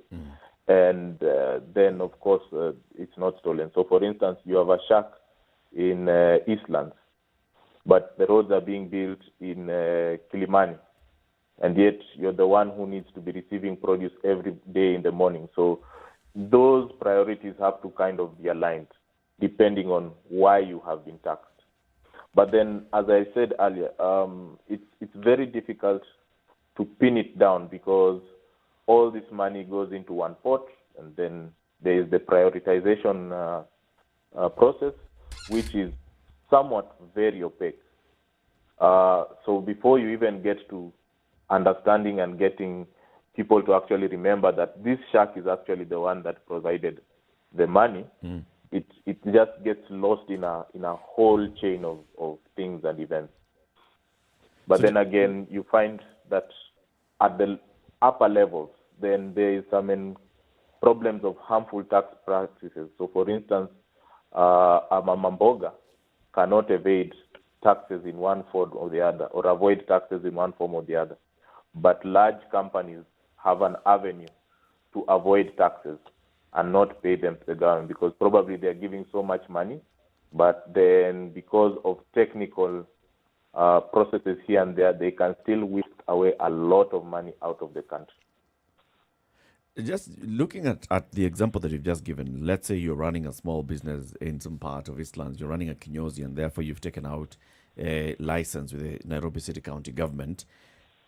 If we were to say then that the tax that you pay should also be used to improve services in your neighborhood, should we be saying that, for example, if the people who are running those small businesses, there's that kinyozi person, there's somebody else who's running a small restaurant, there's somebody else who's running a mamamboga who's running services, should they be having a conversation on how much they are contributing to the tax kitty and how much of that is then coming to improve their affairs?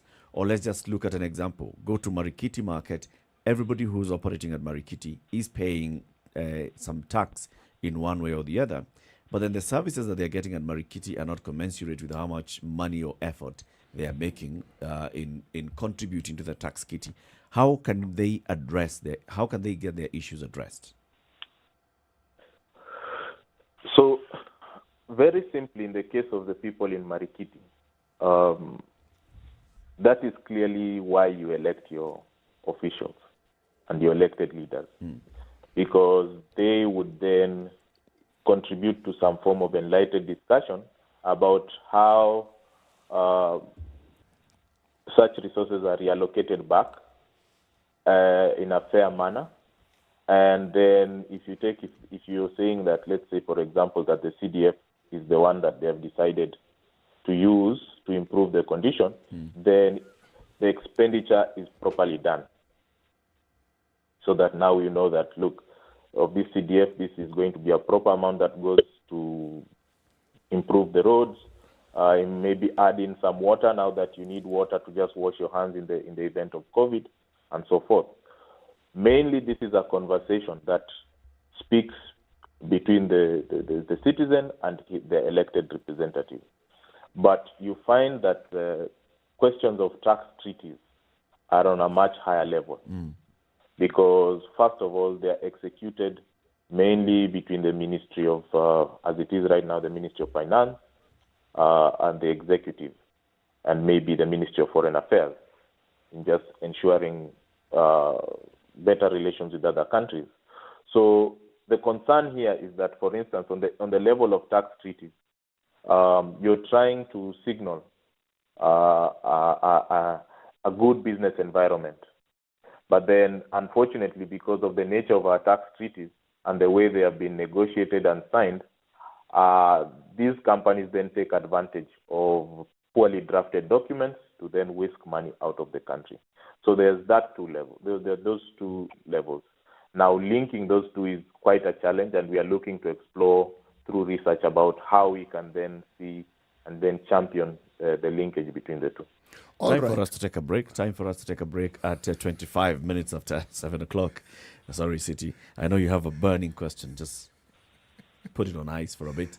Speaking with Leonard Wanyama, who is the coordinator of the East African Tax and Governance Network, we are talking about the public debt in the country. Do we have a public debt crisis? Several civil society organizations and individuals have come together under the Okoa Uchumi Coalition, and they want to raise this as a national conversation. They're doing a very good job of that, raising this national conversation.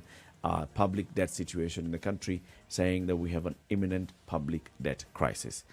Leonard Wanyama is a tax expert. He is a governance expert. He's a public finance management expert.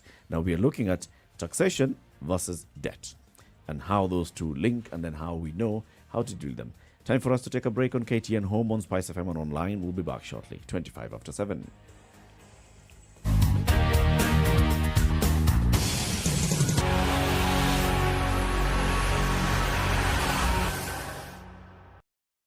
This is the Situation Room, the only way to start your day. Spice up your life. 24/7, around the world, non-stop. This is Spice FM. This week in your Nairobian newspaper, find out what happened to Kosewe, the city food tycoon and owner of your favorite fish joint. Landlord charged in court after pouring sewage on tenant's bed after rent dispute.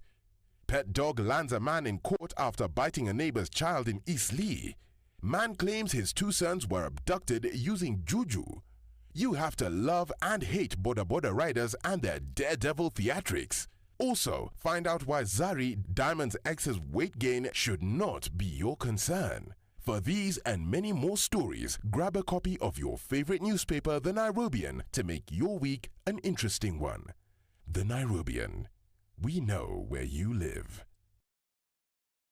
Next week on the Great Kenyan Bake Off. Fire on the place. The best 3 from each heat meet for the ultimate face-off. I'm in this to win it. It's Pastry Week. Join the bakers as they take on an old classic. There you go. Thank you, guys. And a signature that will show off just why they were the cream of their crops. Dough can smell fear. Don't miss the action as we find out who will lead the battle of the 6. Smells like heaven. The Great Kenyan Bake Off, brought to you by Unga Limited, inspiring a nation to bake.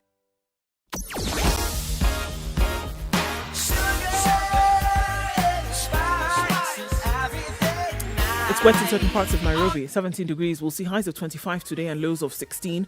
Mostly cloudy in Nakuru at 15, highs of 26. And cloudy conditions also in Nyeri at 14, highs of 24 today. It's foggy in Eldoret and it's going to remain quite chilly. For Eldoret standards, 11 degrees, highs of 23 and lows of 10. Partly cloudy in Kisumu at 18, highs of 27 and lows of 17. It's 18 degrees and partly cloudy in Kakamega. The high will be 27 today. Mostly sunny at the moment in Mombasa at 25, going to highs of 29. The high will be 26 in Malindi. It's partly cloudy at 18. And in Kampala, it's mostly clear at 19. We'll see highs of 25 and lows of 17. Rain showers occurring currently in Dar es Salaam at 24. The high will be 28. And it's warming up in Joburg. It's 19 degrees and sunny at the moment. Highs of 26 and lows of 18. Lagos is also raining this morning. We'll see highs of 31 through today and lows of 25. It's currently at 26. In Kinshasa, it continues to rain at 24. The highs will be 29 and lows of 23.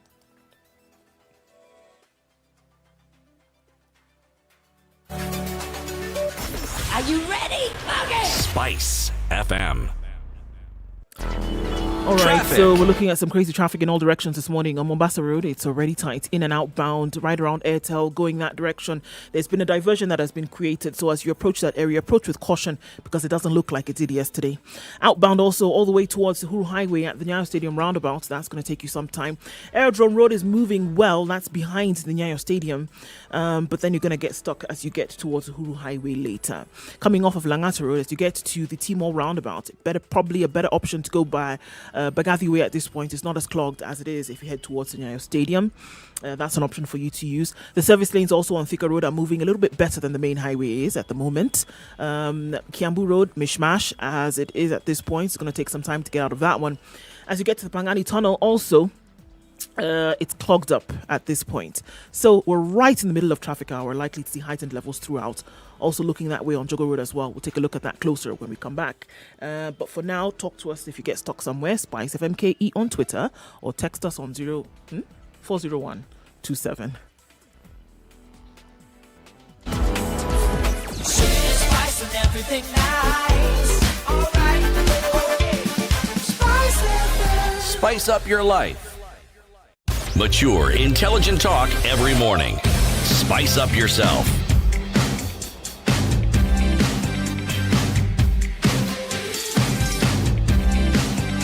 Mornings done right. 94.4 Spice FM, 29 Nairobi. minutes after 7, this is Kenya's biggest conversation. The conversation continues. Listen every morning, 6 a.m. to 10 a.m. You have in the room Ndu Oko, CT Muga, and Eric Latif.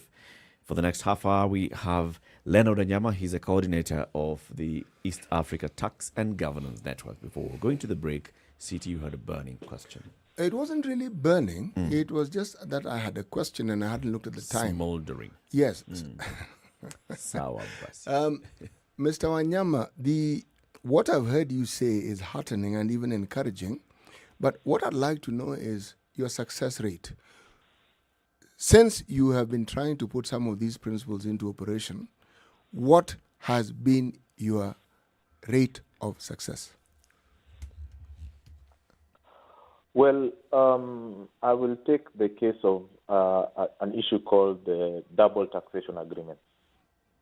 Now, this is a situation in which the government has been signing treaties with a number of countries, 12 since the new constitution, in which we, for instance, kind of come to an agreement that Kenya will not, or Kenya and those countries will not be taxing an income twice for any company. So, for instance, if it is a British company coming into Kenya, we won't between Kenya and the UK, the income that's generated won't be taxed twice. So essentially, this was a very closed process, but with partnership and like with organizations like Tax Justice Network Africa, we used the means of public interest litigation, took the government to court, won the case against the government, and there has been somewhat of a change in behavior in regards to a treaty that was highlighted, that was the Kenya-Mauritius Treaty. Further, we've now taken the government, we've gone back to court with a new petition, highlighting 10 other treaties that were not properly done. Initially, the treaty was signed and there was no parliamentary involvement. But this year, Parliament actually called us to kind of give submissions about the Kenya-Mauritius Treaty. But also, at the ministerial level, we've seen them give us an open call to give technical submissions about the treaties, where could the problems be, so that we can kind of close the loopholes in regard to tax treaties and how they allow for the illicit transfer of funds out of the country. There's also, however, greater awareness on the subject. If you have been following the news, you might have seen the conversation about SportPesa and how about 6 trillion of its funds or income generated was just whisked away out of the country based on what they'd say the treaty, the UK treaty provisions in relation to how you tax technical services provided from their resident country. And so that awareness is building, but also there's a shift in policy change. Now at least government is thinking of public participation, thinking about parliamentary involvement, because these were very close processes that were kind of covered within the ceremonial of diplomacy and treaty negotiations that were done between the ministry and other countries. So I think that shift where there's that openness that is beginning to happen is one of the things we can point to. How is this But there's openness still a lot manifested, more. Mr. Wanyama? Sorry? The openness that you say we are now witnessing, how is it manifested? If I were to look for it, what would I need to see in order to understand that the openness is taking place? Because if you talk about the matters going to Parliament, that is disheartening. It's not encouraging, okay? Because many things go to Parliament to die. They don't go to Parliament to see the light of day. If you talk about the ministry and what the ministry does, if I as a layman just look at what the management of our debt has been in this country, the basic tenets from what I have read are not really being met. So when we are seeing that you're actually stating, and I'm paraphrasing what you're saying, is that progress is being made. How do we see this progress? What exactly is it? So the conversation in Parliament is a start.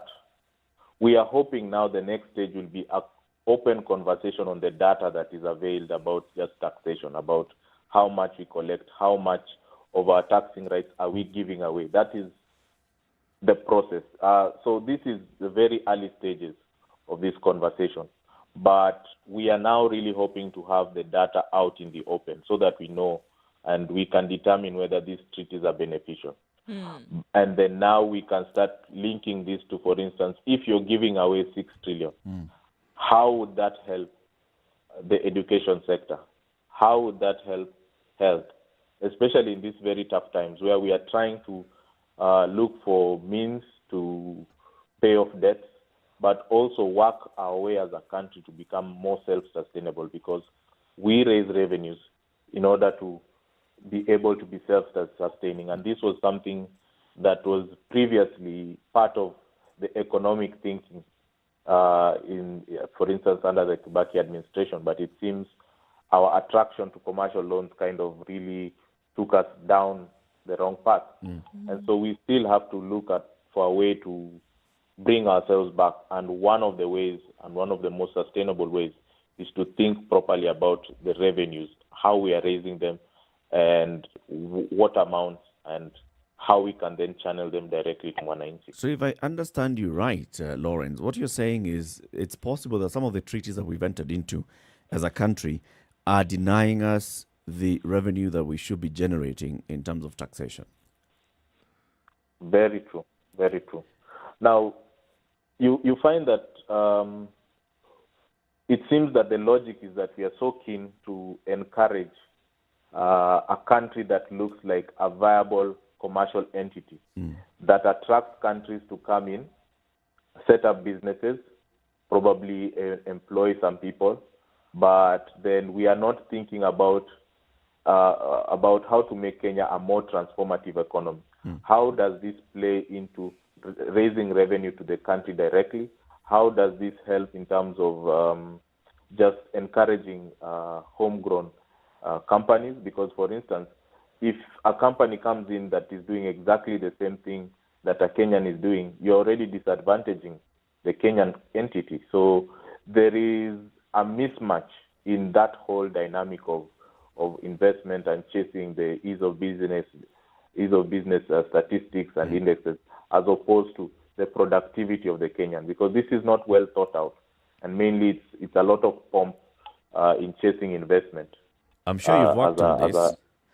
Development. As you're looking at all these treaties and all, I'm sure you've worked on it, and maybe you even have some indicative figures. How much could we be losing in terms of potential revenue that then ends up being shipped out of the country? So I've just given a case in which one company shifted out $6 trillion dollars.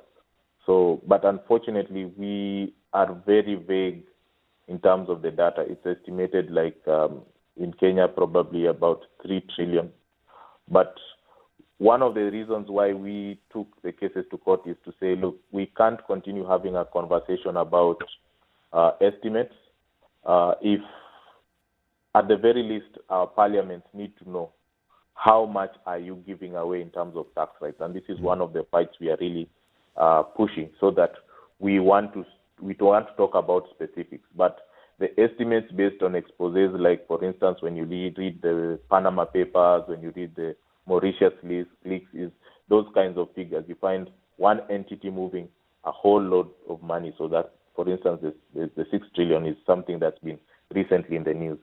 And why would the government do this? On one hand, you are really working hard at trying to find a way of expanding your tax net, or even taxing the already heavily taxed population. But on the other hand, you're giving away what we could just describe as low-hanging fruits to go to another country. Why would a government make such a decision? Well, I would put this to the logic of what it would understand development to be.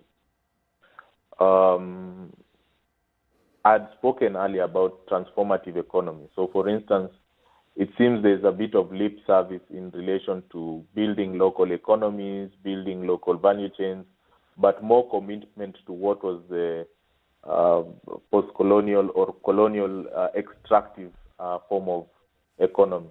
So, for instance, a significant belief that it is only foreign investors who can come and improve our situation, as opposed to encouraging local entities and linking local value chains. So, for instance, it's been years before you find that you can link the maize-producing areas of this country to the drought-stricken areas. So, for instance, the pastoralists and the farmers are not really linked per se. So, if those two could be linked, you'd find there'd be a new kind of economy emerging out of that, so that as the cattle are coming down providing meat, for instance, the farmers will be providing maize to those areas. So if you link those two, then you're building the new transformative economy, as opposed to this kind of economy where we believe that once you just look for quick imports into the country. And this is also very tied to a lot of vested interests that play out in various policy spaces. So in other words, what I hear you say, so we have opportunity to raise more revenue. We are not raising that more revenue because of the kind of treaties that we've entered into. But at the same time, we are still borrowing heavily so that we can finance our operations, our development, and even to some extent, our recurring expenditure. So where do we strike the balance then? How do we correct this situation? So, the first thing we definitely have is to work through and improve the political process, holding politicians to account, holding policymakers to account, and kind of improving the parliamentary and policy engagement that is needed in that area so that needs are properly assessed, are known, and allocations are made to that effect. It seems right now there's somewhat of a big gulf, some form of estrangement between the needs of the people and the people making decisions to them, and that is very key. In as much as we'll be doing tax education and so forth, there's also a great deal of political education that needs to be helping people in trying to help them understand what kind of political decisions they need to make going forward. And especially now that we are now going into an electoral season. One of the biggest problems is that our debt is coming about because of overambitious political promises. And so we have to kind of get people educated to see that this conversation happens so that we don't get into these cycles where, for instance, you're promised a huge hospital, as you had mentioned earlier, but you have no staff that goes into that planning. So then you have this structure where, unfortunately, you might call it a hospital, but all you have are cows grazing in that compound. So that has to be a clear process that improves that political and policy engagement. Leonard, who would be responsible for these processes? I mean, when we talk about the things that you're talking about, simplifying the language, offering political education to kind of counter these overambitious processes that have been put in play, who is responsible? Because surely we can't depend on those who are the guardians of these political processes, for example, to come and teach the people something otherwise. So who's responsible for getting this done? Who should take up the mantle? At this point in time, of course, civil society, religious organizations, professional bodies. And if you look at particularly professional bodies, they have a vested interest in this.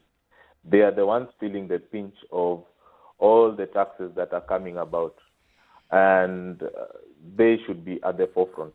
This is mainly a stakeholder process that will then force the people who are in seats of governance to take notice of what is happening to the people out there.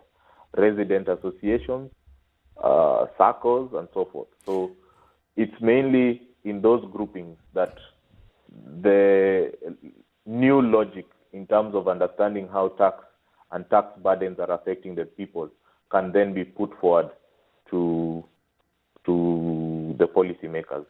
You've actually outlined fairly clearly how it is you chart out the path that you want to follow. But what I want to ask is, what path do you chart out to listening to the views of the ordinary citizen with a view to what they understand these wonderful things that you're putting forth will impact on their lives and the realities of what already exists and the impact this has on their lives? So we've obviously first started to we've done the research and just thinking about revenue obligation and the civics around public finance management. But now we definitely have to go out there and pick views and then see how we channel these views upwards. Of course, now the realities and the day-to-day goings-on of the average Kenyan are some of the things that we'll have to deal with. So it's a process. I think it's also a matter of getting people interested. In Kenya today, you might have picked up there is a growing movement of social justice centers. These are groups that, for instance, when we are on the research side and the training side, they keep telling us, come to us. We need you to come and teach us so that we can hold people to account. We have identified, for instance, our MCA. This is the project that is going on, but we need to be equipped enough to then go into those processes. So, for instance, they are handed documents for public participation, but they have no understanding. The demand is already there, and we are looking into how we can plug into those conversations. and equip people a bit better as days proceed. As I'm sure you'd understand, Leonard, when it comes to issues of taxation, the issues of debt, the issues of public finance management, these are fairly complex issues to every ordinary Kenyan.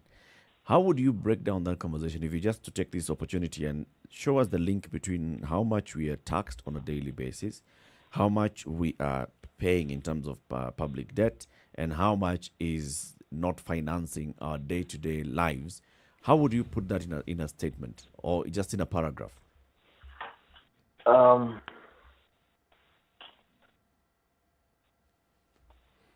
It's always very difficult to do that. But to explain to someone, I would ask them about, let's talk of, for instance, the loaf of bread or the milk. Okay. When it increases in price based on VAT, Yep. what benefit do they see? Did the healthcare they were promised magically appear? No. The education? No. The roads? No. On those grounds alone, they should be knocking on a leader's door, asking them what is happening.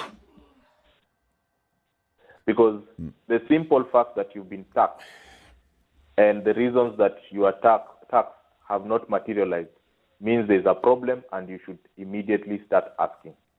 On that alone. So how soon then that person would ask you, all right, so the price of bread and milk has gone up today. How soon should I start seeing a noticeable difference in my life? I would say we would encourage them to look at things on a yearly basis, based on the cycle of the budget. If you take, for instance, the tax relief that came about with the COVID-19, what has changed? So, for instance, what's in your pocket at this point in time? Because that was a very simple change. If things are still not okay, then that means that you need to start knocking on leaders' door, you need to start knocking on parliamentarians' door, because it means that there is a problem already. The simple relief that was given is still not helping. On a wider scale, I think at this point in time, every Kenyan should be concerned, very concerned, from what we are hearing about our health sector. We are all in this process where we hear that you can't get hospital admission. We should all be up in arms about this conversation about NHIF at this point in time. What is going wrong? Those are just the very basics. Those are your rights. And that would be the very simple way to look at it. This is supposed to happen, it is and not. it's not happening. So what is the connection between that and the public debt, the 6 trillion shillings that we have borrowed and we are repaying on a yearly basis? What's the connection between me not being able to pay for hospitalization because of COVID and the debt? So the question would be, why are we getting this debt? And for them, it's just to ask that simple question. Why do we take up debt? The reality of the situation is that most of the debt goes into paying other debt and paying salaries, recurrent expenditure across the board. But in terms of improving the lives of Kenyans, it's not happening. And so Kenyans would then have to mobilize themselves in terms of how they're asking these questions to ask deeply, why necessarily do we have to keep taking loans again and again if it's not helping healthcare, it's not helping education? If you're not investing in the people, then why are we taking up debt? And then channel the conversation forward. I see that, and I can see that in my head. But at the same time, I also realize that Kenyans are also still quite burdened with the day-to-day activities that they have to go through for survival. So whereas on the one hand, Kenyans understand that things are not going according to how they should actually be running and that something should be done. But unless there is a lead, unless there is an umbrella under which Kenyans can then just follow, it will be then very difficult for them to leave the responsibilities that they have, which in some cases are a burden on a daily basis for them, to come and now start agitating for some kind of change. Which is why I'm thinking that it would be absolutely necessary for there to be somebody who would champion this, lead this, and then call others to the flock per se, to then go about in this agitation, because I don't see like the mushrooming of Kenyans one on their own to now start agitating for this kind of change, unless it comes under the leadership of one, unless it comes under the leadership of a group who has maybe a platform. I don't know how that would be when Kenyans are grappling with so many other things at the same time. So how would you see this playing out, Leonard? And I think this is what Okoa Ochumi is trying to do, realizing the complexity of the problem, realizing the burdens that people are going through. We are looking for a new way to champion some political accountability on these issues. We have organizations that are a core group that focus on public finance management, but we'll then see how it links into governance issues. It will then see how to link with various stakeholders and their issues. I think it's an opportune time.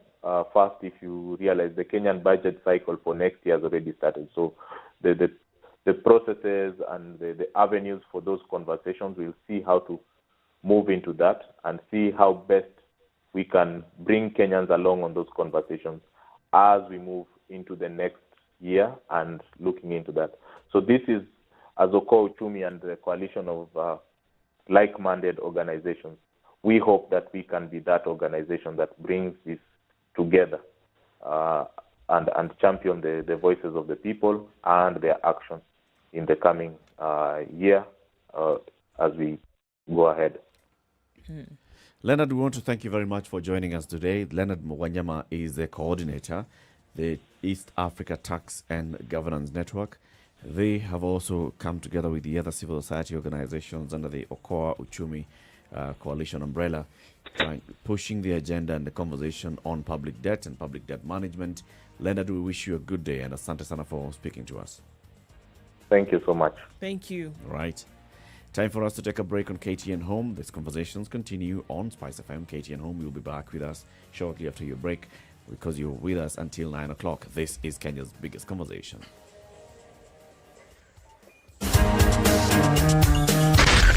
Spice FM, Nakuru. This is the Situation Room, the only way to start your day. Public debt, it's a big issue. It's a big thing. Taxation and the link between taxation and public debt is also something that should be very abundantly clear to all of us. When I'm taxed, when I'm paying tax, this is what's happening. I should be expecting to get a certain level of service. Am I getting that level of service? The government will come and argue that, I'm taking this debt so that I can basically have a lot more money at a go to finance the project, obligations, so that you can get this service yes, much faster and much better. And that's why when you're paying taxes, it's going to repaying that service that I was able to provide from the very beginning. There's a rider, though. This is something the government ought to be doing at the lowest possible cost. Short, medium, long term. And part of the reason also is so that they have money for that rainy day, if I may put it in lay terms, so that they are buffeted against things that may happen. But then, when you look at this, you talk about, and there are three aspects that are normally brought out by people who discuss what we call debt management, okay? There's microeconomic stability, meaning financially the country is managing well, we're not, nothing untoward is happening, things aren't going haywire, okay? Mobilizing resources for long term. And then there is the issue of creating an environment where the money market within the country is stable. Now, when the government borrows as much as this government has borrowed from the local money market, and things aren't happening, meaning the money isn't being put to the use it was intended, so the money is unlikely to come back as was anticipated, then you actually end up creating an unstable environment in all these sectors that you're actually supposed to be protecting the country from. Locally. Yes, you do. That's what you do. That is what you do. Because so also... It's just all about poor debt management. Horrible tax management, horrible tax debt management. People are trained to do these things, and believe me, the Ministry of Finance is full of people who know exactly what to do. And I keep asking this question. So these people at the National Treasury who are experts, I mean, these are people who have PhDs in public finance management. Oh, they know law. this stuff. So explain to me that gap. I don't think there's a The gap. experts in the ministry versus what we are seeing on the ground. Where's the disconnect? There actually isn't a disconnect. Is it that they are giving the wrong advice to the No. government? Is it that No. they are coming up with formulating the wrong formulation of Or they're putting out the right information, No. but it's just not being picked up. Look at the kind of treaties that now Leonard was just telling us about. The treaties that we enter that ensure that billions or trillions of shillings actually leave this country. Money that should be staying in this country is going out. Yes. Balance all those things and tell me, expert. Expert is this, my friend. You see, who allows such laws to be passed? Who? Which group of people, which body within our system allows such laws to be passed? Parliament. And they even have committees where similar experts reside and they understand the consequences. All It right. only tells me that we have individuals who have money in this country, who belong to this country, not foreigners, as we like saying, who want their money to go out. That's number one. Secondly, if you talk about roles, let's segment these roles. Those in the ministry do their job. They do. Let's leave it from the ministry's angle and go to the next stage. Where does it go to? The minister takes it to cabinet. If it requires a law, it goes to Parliament. precisely. Now, this is where the buck ought to stop and they ought to say, folks, we see what you're doing, but we can't allow this because the consequences are as follows. There's a committee in Parliament that handles such matters. But a simple maxim of garbage in, garbage out. When you're seeing garbage out of Parliament, it's possible that garbage in Parliament. No. And garbage in comes from the experts. This Parliament that we have is not reliable, Eric. They're only reliable insofar as you are guaranteed they will look after the interest. That one, you don't need to worry too much about it. They'll do that. Policy and legislation gets to Parliament sponsored by government. Yes. Government, that means that the experts in the various ministries are the ones who formulate and craft Yes. and draft Yes. this legislation and Yes. regulations that they Yes. want. So the expert has come up with regulations, given it to the minister, gone to cabinet, got an approval, it goes to Parliament. Or goes to Parliament, it's sat on. It doesn't move. Because it doesn't benefit somebody directly, or that by the establishment of this particular piece of legislation, somebody stands to lose something. Let's talk about the that's the legislation that has unfortunate thing. passed. That's the unfortunate thing, that you have a government or that you have processes where there's so much individualistic interest that it puts aside then the interest of the benefit of the people at large, and then benefits individuals or those cabals or cartels that we constantly talk about. That's the unfortunate bit. Okay. I still have some bone to pick with those experts of the National Treasury. When you talk about capture and even the former Auditor General telling us, sometimes it's possible that the budget is presented to Parliament when it's already hard-coded with corruption in it. It tells you something. That it passed through those mandarins at the Treasury and they saw it. And they knew what was happening. And they did not raise a voice. Until they get to a point where they say, okay, this law that you guys have passed cannot work. From our expert opinion, I'm not going to listen to them. I have a bone to pick with them. That bone should be picked, Eric. And we also need to ask ourselves the simple question, how many laws and bills do we have that are pending in Parliament? And how many of them relate to this very, very subject? Just All because right. somebody's not comfortable with having them passed. Let's get to the top of the hour. Good morning. It's now 8 o'clock. Sugar and spice and everything nice. Spice FM. Spice up your life. 102.5 Spice FM. Kisumu.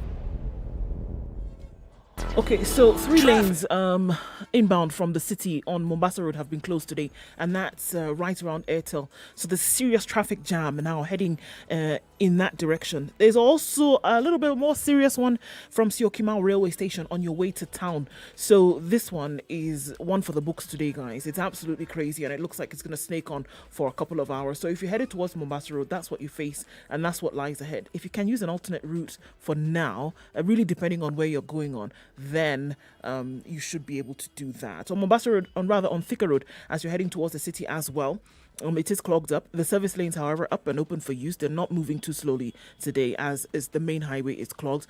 Kiambu Road, That is a bumper to bumper situation coming out of there. Coming out of Westlands, however, into the CBD is not so bad as you get to the University Way roundabout. Uhuru Highway, however, from Nyeri Stadium roundabout through to the CBD, then out towards Westlands, that's moving very, very slowly today. So it seems that everywhere you look today, there's traffic, guys. This one is going to need some patience and a song and a drink and perhaps a dance. Spice FM KE on Twitter. That's how you can reach us as in case you get stuck somewhere, or text us on 40127.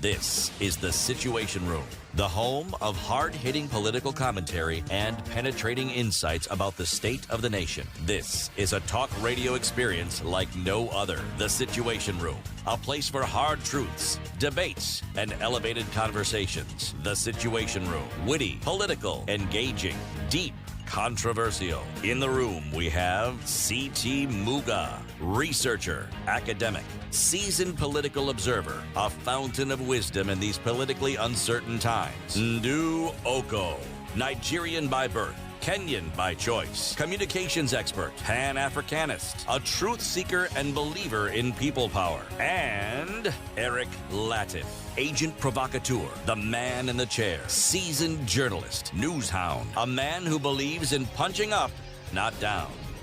This is The It's 2.5 Situation minutes Room, after 8. the This is only Kenya's way to biggest start your conversation. day. Thank you very much for staying with us right here on Spice FM, on KTN Home, online, Spice FM KE, and spicefm.co.ke. City, as we begin this new hour, tell us about pretending to be dead. Well, it's really very simple. You just need to pretend to be dead, and you will know who really loves you. Sounds a bit obvious, doesn't it? Yeah. But unfortunately, death is one of those things you actually can't pretend to do. You either are or you're not. Fake your own death. Ah, yes. As in disappear and then come back after 35 years. You need to be young to be able to do that. Fake your own death, disappear for some time, and leave a couple of spies to just be able to observe. Remember, Be like a fly on the wall. We had this case of a tycoon in Thika who one bright, not perhaps sunny day, drove to the gym in a pickup or a canter or some vehicle that is normally meant for carrying things. And the question was, but surely he had other cars to drive. And then he disappeared, so we're told. Yeah. And then after that, now he's lost completely. No one can. And then with his lostness, with his disappearance, we suddenly find that there were many other issues. The tycoonness out of his tycoon had actually been removed. The man was probably in more debt, according to the reports that we've been reading, than he was actually liquid. So the question then arises, did he disappear? Or was he disappeared? Thank you. And it's now the time where all those people were talking. We can now tell who his real friends were. You will tell who loves him. And he was a man who understood the concept of binary issues. He had more than one wife. So this particular matter, I think, he has very many people who can now demonstrate how it is. And he had children who can now demonstrate how it is. Love or not. Yes. Talking about children, the trade of babies in this Nairobi has been uncovered by a new investigative piece by the BBC Africa Eye investigators. Journalist Jerry Mwangi did a piece, and it went out yesterday. I mean, it's available on YouTube and also on BBC platforms. And this is how children are basically being traded like commodities in this city. Traded in various ways. One, a child is stolen, a child is sold to somebody who is willing to buy a child to raise a child. Another one where a child is born, a child is given away by the mother receives money, and new mother pays money and gets all the documentation to show that this is their child.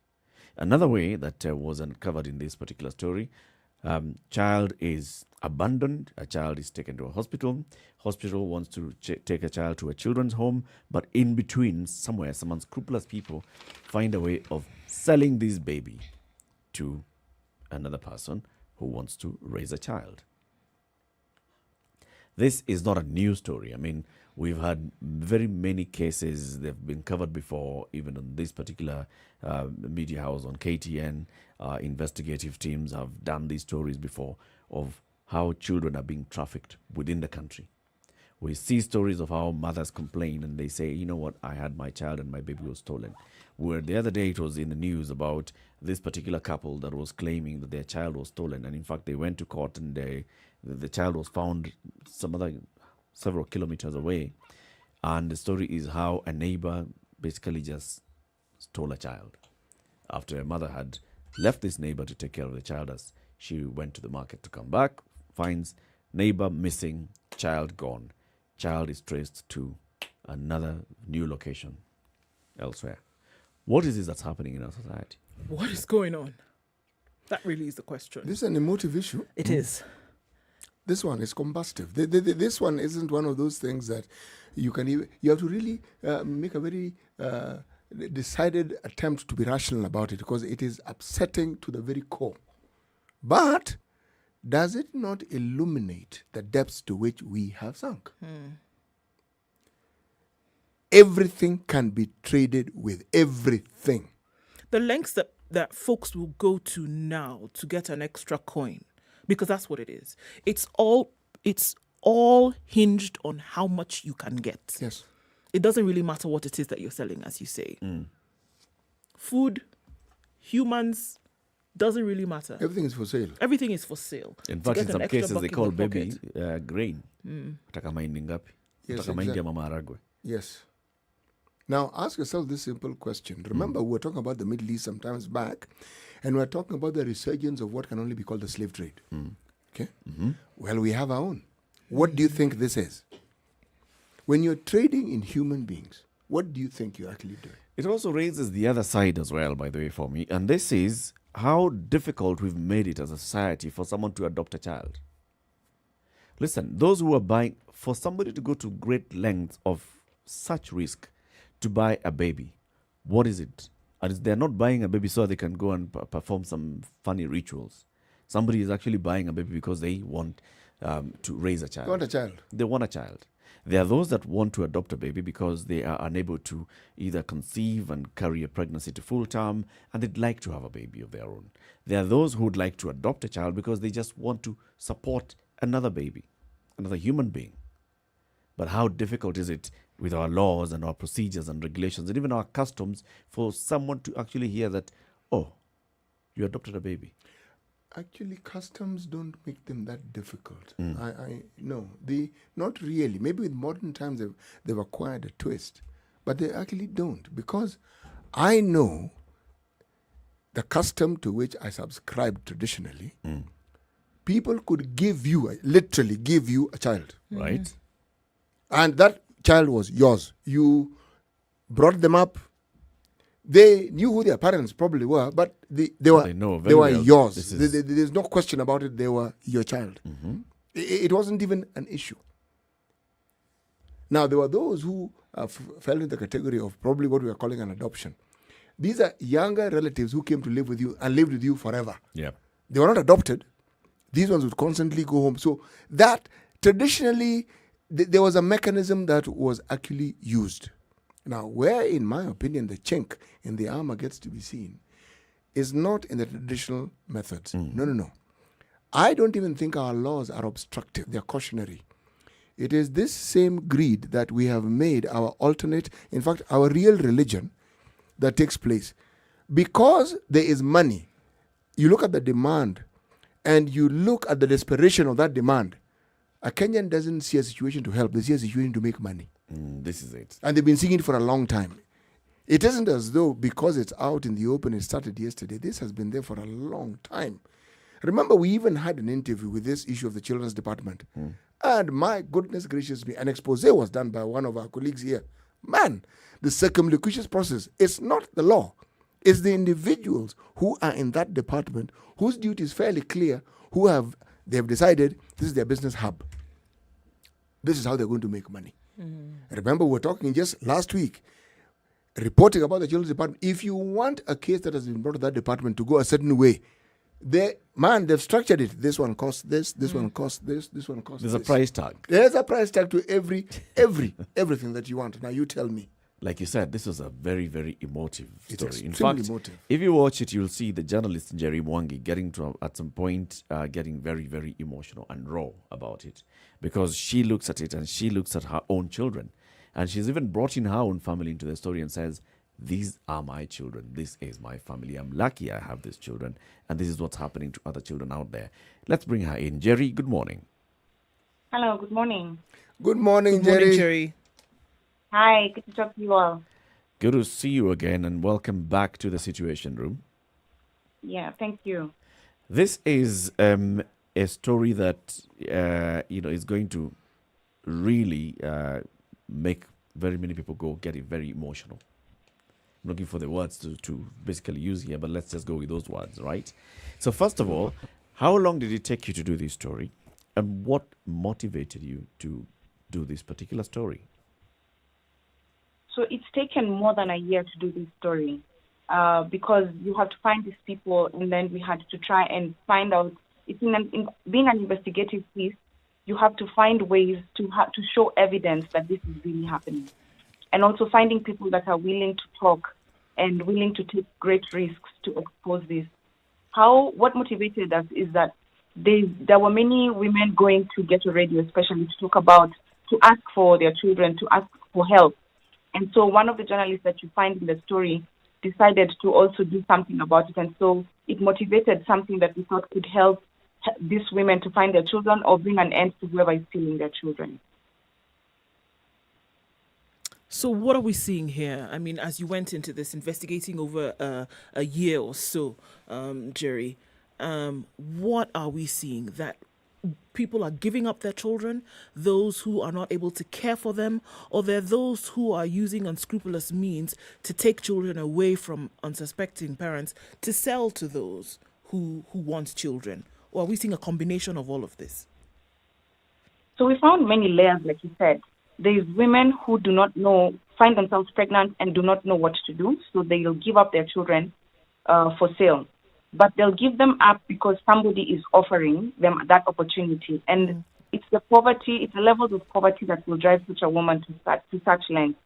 You sell your child so that you can make some money, maybe to provide for your other children, or to provide to get medicine for your family or something like that. Then there's those who take advantage, like you see in the film Fred from Mama Lucy Kibaki Hospital. He goes and takes advantage of his position in the hospital, which is to take your vulnerable children. But instead, he uses that as an opportunity to enrich himself. And we try to reach these people, and they have no comments, and they don't want to say anything because they've been busted. And then there's also other women in clinics in these low-income areas who also take advantage. They find a girl who's pregnant, and they say they can help them take care of things. They see these girls get to full-term pregnancy, help them deliver, then steal their babies from them, again, for little money, or even just take them and say they'll take care of it. And then they even work with other agencies to provide what seems like the legal papers, because I could come and buy this child, get the baby with documents that prove that this is my child. So we have a broken system here, and there's so many loopholes that are enabling this. Many women giving birth, and if not aborting, giving these children up for sale. And again, not by choice, again, because of poverty. So we're looking at many layers of this issue that need to be addressed. And what are we talking about here? Well, how many shillings are we talking about here that is being swapped for a child? So when you look at the story, from the investigations we did, one of our journalists was able to buy a child, or was being given a child for 45,000 shillings. Yeah, and that's from a clinic. Then we find this woman in the street who steals babies from her friends who are sleeping, or from just unsuspecting mothers, and she will sell anything from 50,000 to 80,000 to 100,000, whatever she can bargain for. Then you find this one in the hospital who will put a big price on it, and they'll give anything to $3,000, 300,000 Kenyan shillings. So it depends with where you're buying this child from. It depends how desperate you are to get a baby and where you're getting them from. So again, there's no real range. It depends with who you're talking to and how you can begin. How widespread is this trade? Now, sadly, there's no research, there's no statistical data to prove how widespread this is. But as you can see in the film, it's quite widespread because it's happening so openly, and this is just the small part that we were able to capture. So you can imagine, if this is a representation of what is truly happening, how many kids are out there, how many women, and for me, what broke my heart, even speaking to these women in the street, we went to talk to one. I ended up talking to 4 of them at once. And the story is the same. Their kids are snatched when they're trying to work, when they're trying to get something to feed their families, when they are asleep. So you have to sleep with one eye open. You have to be on the lookout because there's someone lurking there that will take your baby without your knowledge. So it's something that is so big, it's so huge, and if nothing is done, this trade continues. And what's really sad for these women, especially in the streets, is that they have no proof that it's their child. They don't have a photo. Once your child is taken, what do you go with to circulate that and say, this is my baby, and I lost this baby? You can take your birth notification, but then how do you prove that this child, maybe the child doesn't even, right? You know the way in Kenya we call children Baba, Kamama. So, because these children are so small, all of them will respond to that name, and you can't go and point one child because you could also be one that is stealing. Yeah? So it's something that is so rampant, it's so widespread, and we are a rotten society to the core. But on the other side, Jerry, it shows that there is high demand. And even one of the experts that you speak to in your story talks about that. It's rules of demand and supply. There is high demand, and that's why there's people will go to great length to meet that demand. What does that speak of? Again, it goes back to the loopholes that are there. You started by saying that getting a baby through adoption is a very bureaucratic process. There's a reason for bureaucracy in this, and for this one, I'd like to defend that at a very personal level. It takes 9 months for me to get pregnant and deliver a baby, right? Yep. So for me, at minimum, even if I was adopting a child, can it at least take 9 months? I should not have a problem with that. For me to want a child in a weekend, now, where is this child coming from? Unless we had arranged for there was a whole other arrangement. Then the assumption of adoption that it is a tedious, expensive process, that needs to be addressed. I spoke to someone yesterday who told me it's International Adoption Month, and maybe media can help to highlight this. What does that mean? Where do women who want to adopt get these children from? What are the costs? I was told it's anything from 1,000 to 12,000 to 200,000, right? Yep. And how is it that it's 1,000 to 200,000? So if media can help to highlight and show that you don't have to go to this illegal length, this unscrupulous means of getting children, then we can help many mothers who have not been able to deliver. Many families actually, because it's not just a child is not just its mother, it's its mothers and its fathers, right? So we can help families to get children and get children off the streets and get children adopted. But we need to highlight and show where the real problem is by highlighting how you can get a child legally and in the proper way. And then in one of the cases that you follow in the story, for example, the one on the street, you actually were outbid by competition. That's what you came to realize. You wanted to be able to get this child and get the woman who's selling the child exposed and arrested by the police, but then you did not end up getting the child. And later you realized that the baby was sold to a higher bidder. Tell us about that. So we tried to infiltrate this, and the person that we were working with told us that there's a baby that is ready to be sold. And when she comes, we actually see the baby in the film. And we talked to this lady because she doesn't want to keep this baby. She wants to get rid of this and get her money quick. But as you can tell, she had an offer for 50,000. We try and give her a higher price so that we can rescue this child. Unfortunately, when we come to do the deal, we find that she doesn't show up. And we later find out that she sold the child to a higher bidder. So which means that she's looking for market. There's a market out there, right? Yeah. And people are willing to pay whatever amount of money to get these children. And that's why, like I started by saying, there are loopholes and the system is broken. So if we don't fix the broken system, that we shall continue to see more of these cases, and I don't know how we'll be able to stop it if nothing happens. Jerry, it's clear that on one side you have those who are selling these babies, who are looking for sources where these babies are available, where these children are available, and their motivation is money. What is the motivation on the other side for those who are actually buying these children? What is the motivation for them? I guess the reasons could be across board, but what are some of the things that you saw? So, as you see in the film, the lady in the street says some of the reasons that people come looking for children is one, they do sacrifices, right? Two, because they're infertile. And then also when Mariana talks about it, the CEO and founder of Missing Child Kenya, she says that even in some societies, in some communities, if you don't have a boy child, or if you're barren, you're called a dry piece of wood.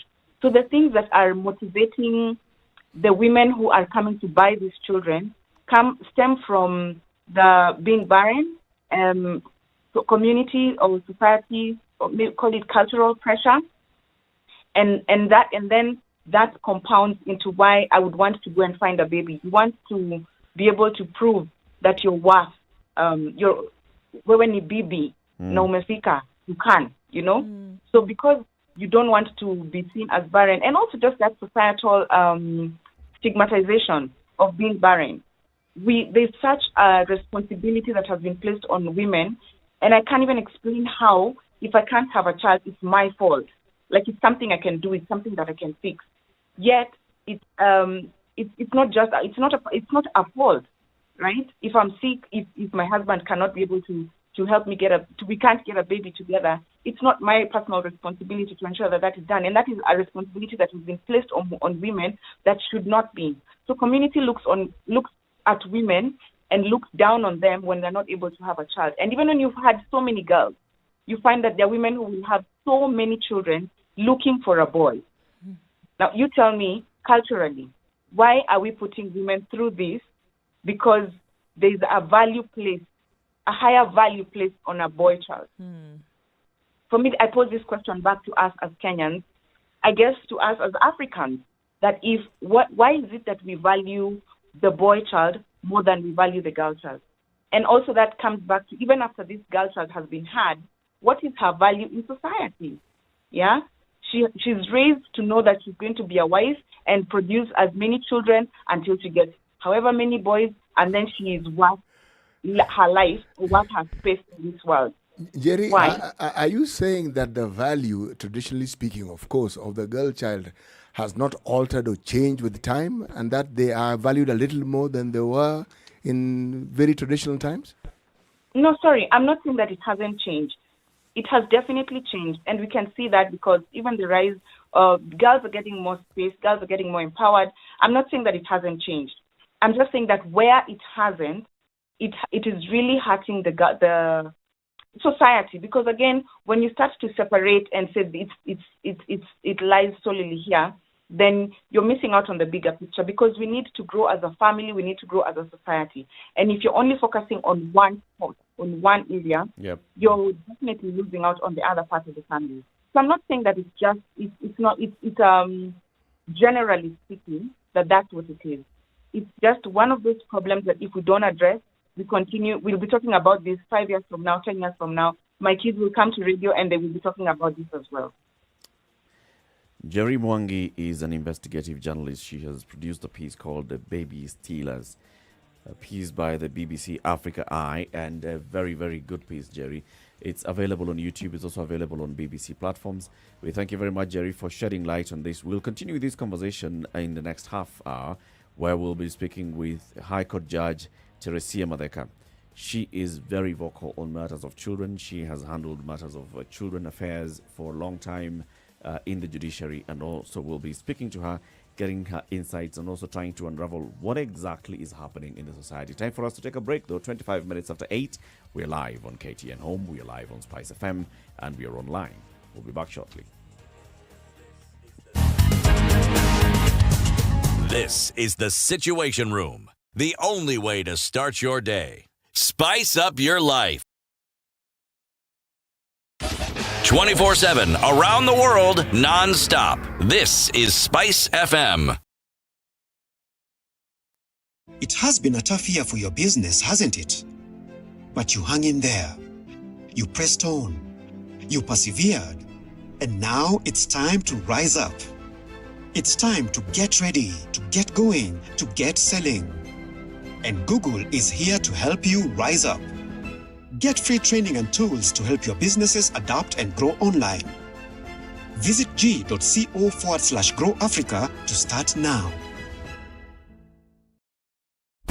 Classic soul, R&B, smooth jazz, neo soul, and nostalgic Sunny in ballads. some parts of Nairobi and a drizzle in others. 17 at the moment, highs of 25 and lows of 16. It's mostly cloudy in Nakuru at 18, good highs of 26 today. The high will be 24 in Nyeri, currently mostly cloudy at 17 degrees. It's dropping in temperature in Eldoret, now at 9. We'll see highs of 23 though, and mostly sunny conditions. It's partly sunny in Kisumu at 18, highs of 27. Highs of 27 in Kakamega as well, partly sunny conditions at 18. 26 degrees and sunny in Mombasa, highs of 29 and lows of 25. It's partly sunny in Malindi, highs of 26 and lows of 16. It's also mostly sunny in Kampala. We'll see highs of 25 and lows of 17. Dar es Salaam experiencing some rain this morning, highs of 28 and lows of 25. And in Johannesburg, it's 26 the high and lows of 18, currently sunny at 20 degrees. Lagos, Nigeria experiencing some rain this morning at 25, highs of 31 and lows of 25. And finally, for now in Kinshasa, rain showers at 23. We'll see highs of 29 and lows of 23.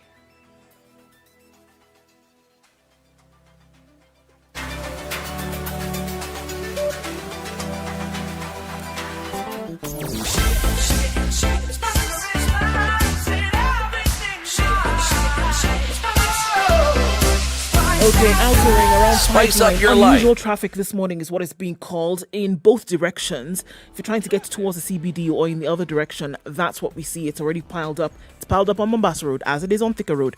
And we're seeing that traffic coming out of Langata Road probably might be an easier option if you went towards Bakadi Way. Then you're going to join with the city mortuary roundabout and then head towards Ngong Road or head towards Valley Road.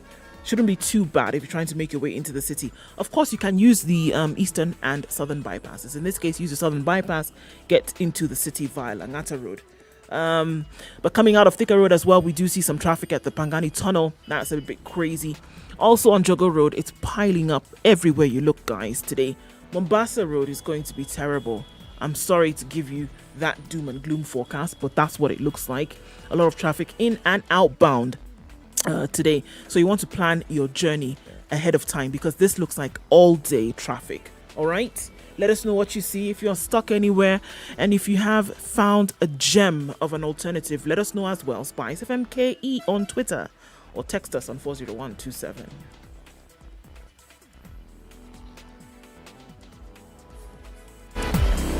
Spice FM. Spice up your life.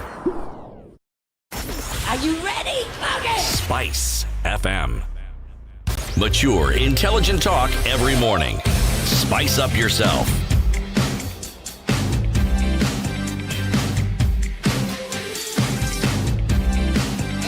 Mornings done right.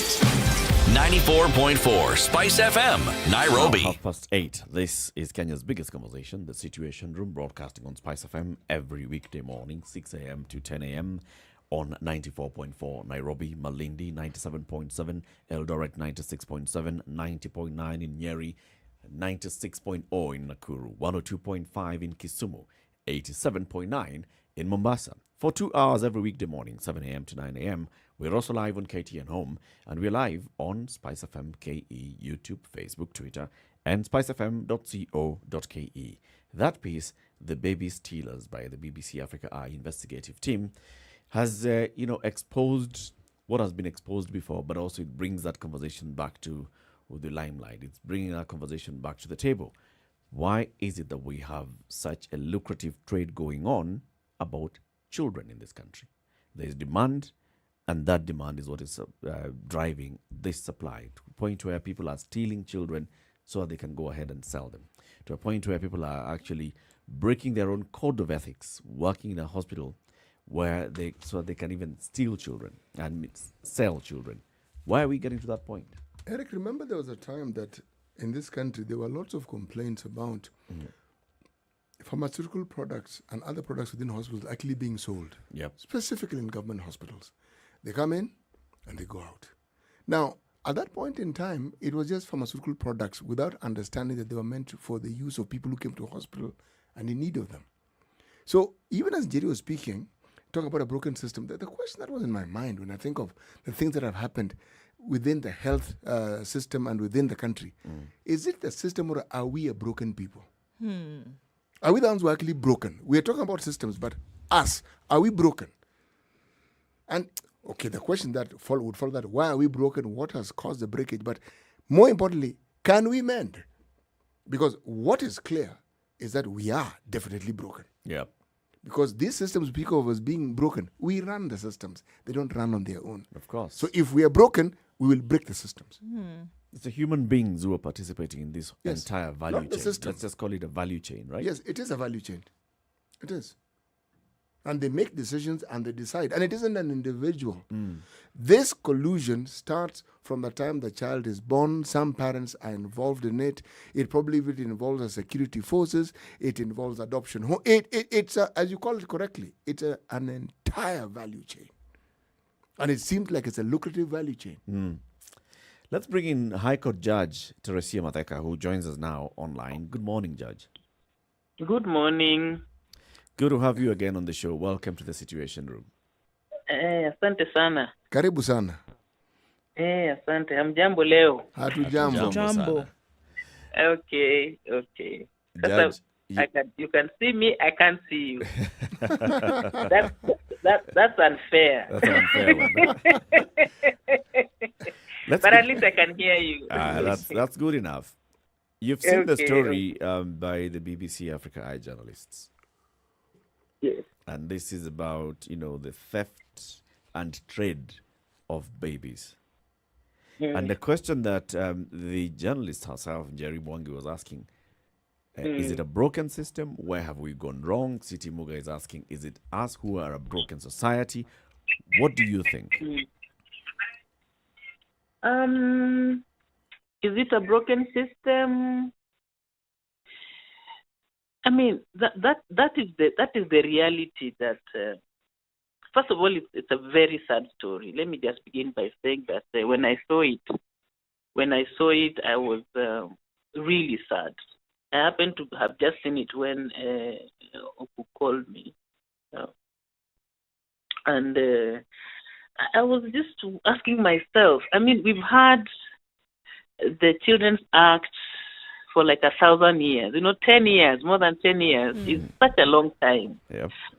So when you have a system that is in place that takes care of every aspect of a child's welfare and rights, and then you still get that kind of story, you really feel broken. That what is going on? So it's a broken system, yes. And I had someone asking whether we are broken. Yes, we are also broken as human beings. Because why would we do that to the most vulnerable members of our society? So I would agree with you that on the outset that we have a really broken system when it comes to children, especially those most vulnerable, the ones who are exposed to those kind of activities by the adults in the room, so to speak. You say that we have had a Children's Act, for example, the current Children's Act for 10 years. And it addresses more than 10 years. More than 10 years. Yes. And it addresses the plight of the children who end up in such situations. How does it address their plight? What exactly does the law say about this?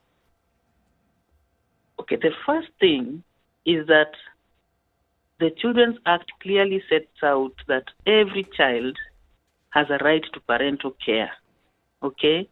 And the child who doesn't have that parental care, there are systems in place as to how we can put that in place.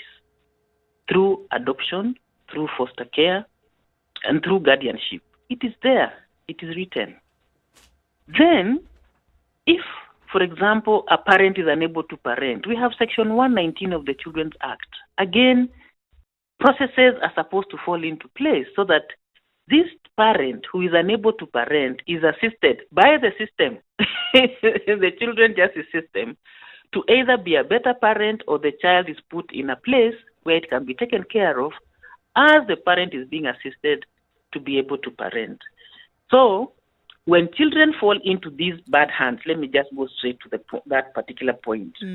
We also have laws, very strict laws, against child stealing, against child trafficking.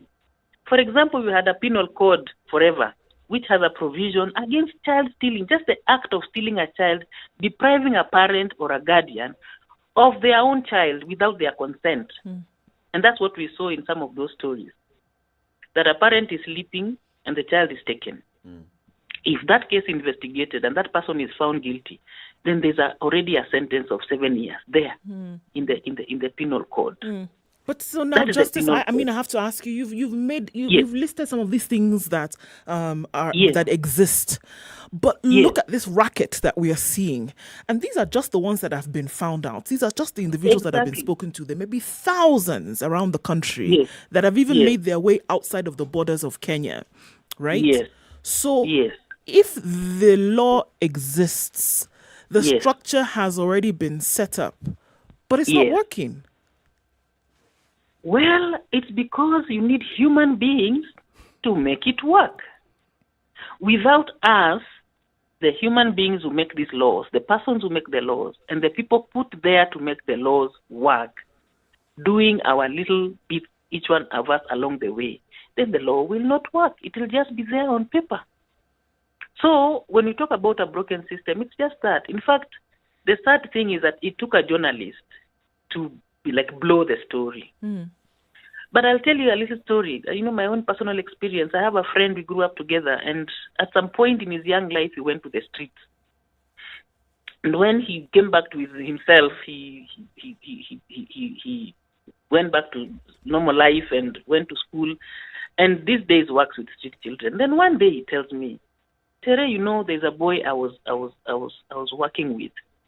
And we rescued him and we prepared him to go to Form 1. Then just about the time we were to take him to school, he disappeared. And to date, they have never found that boy. And my friend is broken. And it's really, that's the first time I asked myself, Hiya, do we know how many kids are in the street? Can we count them? Can we account for every baby who was born on the street in this country? Can we? In fact, that's the first time it occurred to me, really, a child can actually disappear without trace. Completely. Yep. And because there is no one, apart from the person who has rescued them, nobody will ever know where that boy went. And he has a name, And my friend to date really is very sad that they have never been able to trace that kid. What am I saying? That it's the real thing. We have a system, but we need the human being to make the system work. To make it work. You and me. Like now that journalist is holding us accountable by blowing up the story. She went to a hospital. She went to the police. The police cooperated with her very well. She went to all these areas. And, in all these places, there is law enforcement in one way or the other. Yeah. But I'm just... So she's holding us to account in her own way. Sure, but I'm still a bit baffled by this. We have the children's department, right? Yes. One example. And then we have children officers who are stationed around the country, not county of Nairobi, around the country. So in every government office, in every county office, you have the children's department representation. Even in this story, as we have been shown, the individuals, if you go to certain areas, people know this person is likely to come along if you ever put out the word that you are looking to buy a child.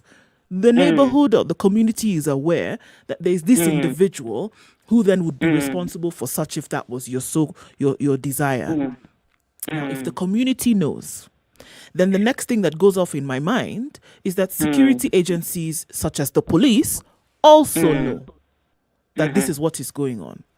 So has it become that money has become so sweet that even those then who have the custodial responsibility of taking care of people are not dispensing their duty? So then it shows me that something can actually be done, but it's not being done because money is sweeter than justice.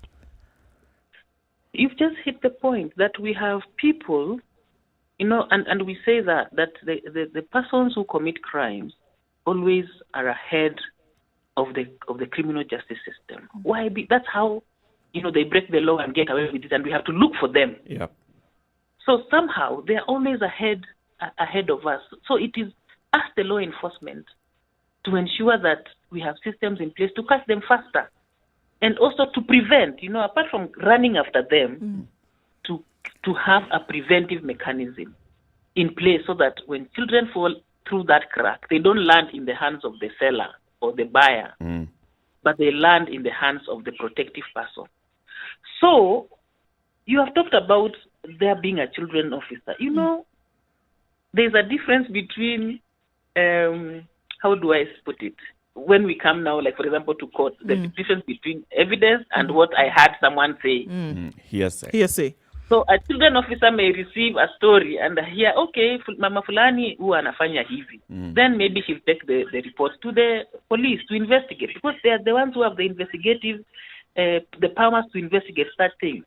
So until that officer has, is able to bring that evidence to the, to the authority, say the prosecuting arm of the system, then that will never see the light of day. So there is that disconnect, I think, in terms of people actually taking that report, and that's where you people come in, like what your colleague did. Let the people know there's a problem. It's not just that one child that you hear about in your village that got lost. Or when you hear so-and-so is selling children, it's not just a story. You need to go and tell somebody so that person can investigate. So that disconnect between people learning about this, hearing about it, and taking that story they've had to the right agency for it to be investigated, for us to now catch these people and put in mechanisms to protect these children, or just bring to life the mechanisms that are already there to protect these children. So that disconnect exists between us, the Mwananchi, and the law enforcement, taking the story to the person who needs to investigate it. What punishment does the criminal justice system have to cater for individuals who are clearly not just implicated by caught committing these very heinous crimes? Yes. Actually, we have a raft of laws. Like, for example, if we start with the penal code, under the penal code, stealing a child, the simple act of stealing a child is punishable, is a felony by a minimum sentence of 7 years imprisonment. That's the penal code. It has always been there. But now when it comes to trafficking, it's like the Counter Trafficking Act now expanded, that offense, and now even came up to, broke it down to the reasons why people will steal a child, for different things, for child marriage, for harvesting of organs, for sexual exploitation, for different things, and created even a more serious sentence of 30 years imprisonment or a fine of 30 million shillings or both. And these things are there so that if somebody is found and arrested and charged, and that is the person who traffics, gets the child and traffics the child, that is an offense.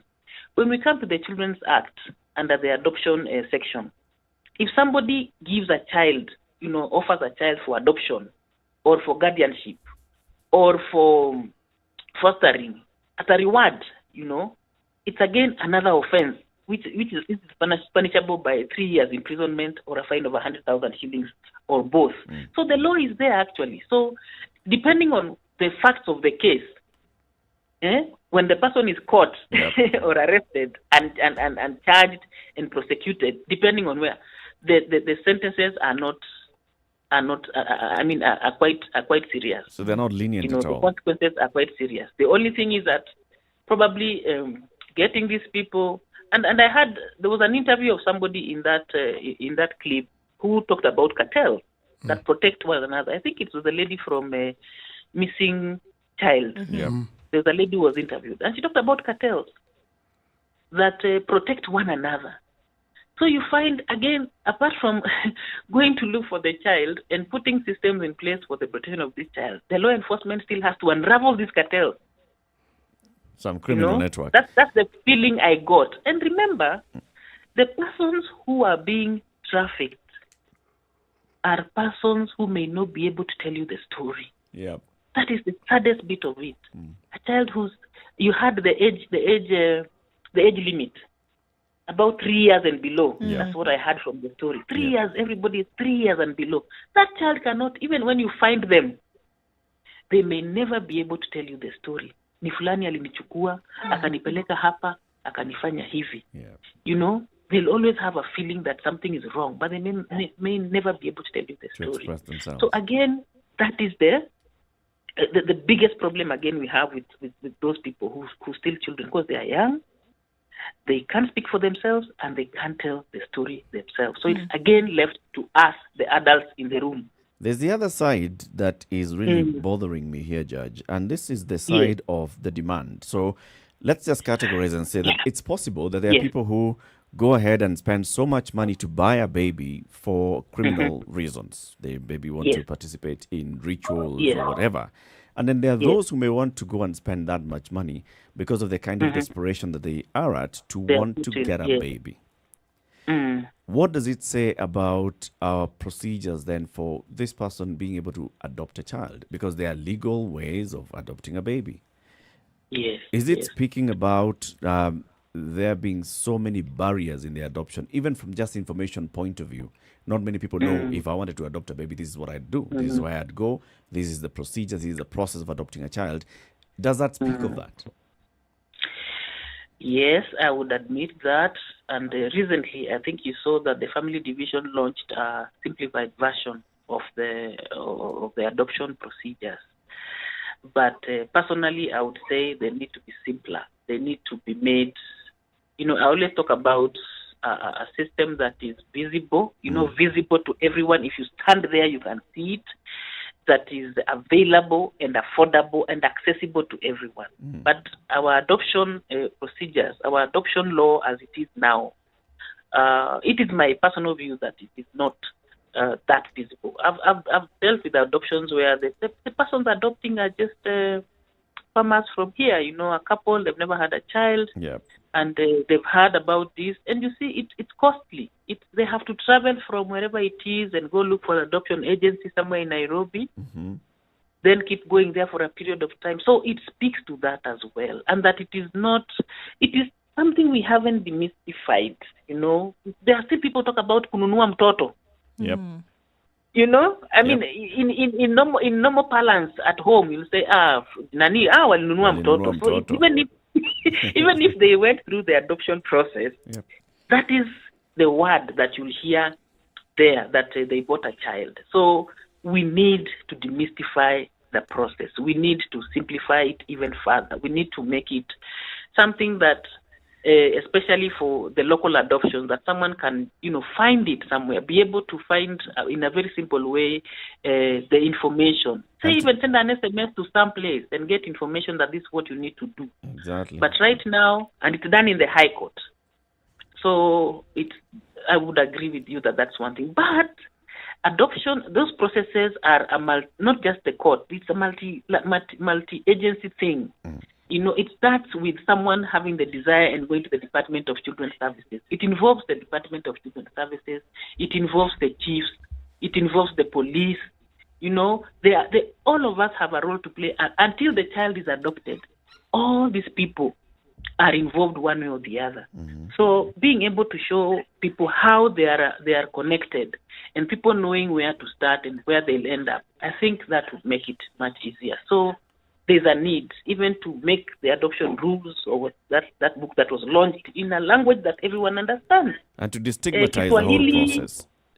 Kiswahili and mother tongues of different people. Of course. And destigmatization, just like you said, Judge, I mean, people will talk about this process in the village and saying, walinunua mtoto. You can imagine that child, when that child goes to school and how the child is then also treated in school, walinunuliwa. Yeah. So there is that need to actually demystify that process, because right now I wouldn't say that it is as clear as day. You know, people just need to know that adopting a child is not a difficult process.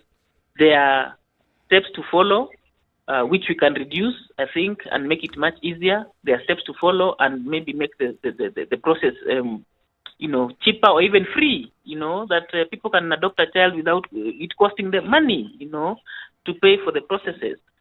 For the Something, longest or time, even just as people have said anecdotally that there are things that money cannot buy. Would you say that in Kenya this is not true, that money can buy anything? No. I wouldn't want to say that because it is wrong. We shouldn't even, how do I say? We shouldn't even put our I don't know, our hand on it that money can buy. We should be saying you cannot buy.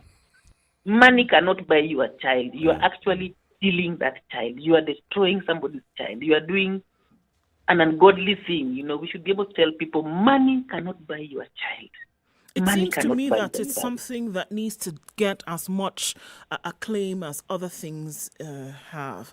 Because if you want to look again, going back to this story as reference, it is it's the numbers. One, in my opinion, is too much, but they obviously have multiplied to much more than that. So it seems to me that we are dealing with a pandemic of sorts, whereby it is the accepted form and that it's so rife that it could be the next option. You don't have a child, you can buy one. You're looking for extra money, you can sell a child. And it seems to be that it's in the head, and you say that so it looks like we're trying to, and we must shift things, and it must be a national conversation that's being had, that it should not be that you should be able to so easily purchase another human being. I mean, what are we talking about? It's almost savage when we even want to mention such a thing. So it seems to me that from wherever we are, highest, lowest, that it should not be accepted. But that in order for this conversation to take place, it needs to be taken seriously from those who've been given the responsibility to guard and guide. And I totally agree with you on the fact that we need to have this conversation. I've always said that there is something that has happened to us human beings. Our consciousness about children, who a child is in society, and what is required, it seems to have dimmed somewhere along the way. I mean, if you know the African Charter and how we put it in the preamble, that the African child holds a unique place in the African family, and what the hopes and aspirations we have for our children, because they are our future. So it looks like we need to begin raising our consciousness about who is a child and what are we called upon as a people to actually ensure this child becomes who they are supposed to be or who we expect them to be. So for me, I really agree with you. We need to have this conversation from wherever it is to wherever it will reach. But we have a very good counter-trafficking law, and we put it in place because of things like this. Child stealing was not enough. The penal code was not sufficient. Yep. But now we have another law that really speaks to this kind of things, where you take a child so that you can sell it for whatever reason to whoever it is. And that's why even the penalties are that high. So this conversation needs to be had. I agree with you and with everyone. And you have started it. I mean, you started it and now you've gone into it. And please continue it. Asante, we will continue. And Judge, we have very many laws in this country. That's not our problem. Yes. It's the implementation and enforcement of the laws, and even understanding why we have the law in the first place. Justice Matheka, thank you very much for speaking to us today. Justice Teresia Matheka is a judge of the High Court of Kenya. Where are you today? Are you still in Nakuru, Judge? I am in Nakuru. I'm actually working from home. Actually, I'm on leave right now. Okay. Yes. Enjoy your Otherwise, leave. thank you so much for this opportunity. Please continue the conversation. Get as many people to talk about it in your other media so that we don't lose it. We don't lose it. Okay, asante sana. Asante sana na siku njema pia. Thank you. Time for us also to say goodbye and siku njema to our audience on KTN Home. Thank you very much for joining us this morning. It's now coming up to 5 minutes to 9. You've been with us since 7 o'clock. Join us again tomorrow, 7 to 9. This is The Situation Room. It's Kenya's biggest conversation. It's live on Spice FM. It's live online on Spice FM KE, on YouTube, on Facebook and Twitter, as well as spicefm.co.ke. 102.5 Spice FM, Kisumu. This is The Situation Room, the only way to start your day. Spice up your Conversation life. continues on Spice FM. Stealing children, laws are there, they're in place. we as a society are getting to a point where, I mean, we can buy a child. I'm stuck on the one point, though. I think if we sort out the demand side, you'll be able to reduce the supply side. The reason, in my opinion, why people would go to spend 300,000 shillings to buy a child is because they think that this is cheaper than the alternative. For all you know, they've tried the alternative. Yep. What the law stipulates the processes, and they've realized this thing is not working the way I think it ought to work. It's too much to go through. I mean, just like the judge was saying, you have to think about who to talk to, travel to Nairobi, go back, spend so much time before you can actually get this. And there's still no guarantee. And there's no guarantee that you're going to get No. go through. Let's hear from Titus Wabwire, who calls in and wants to comment. Titus, good morning. Good morning, sir. How are you? Very well, thank you. Thank you for the good work that you're doing. Asante.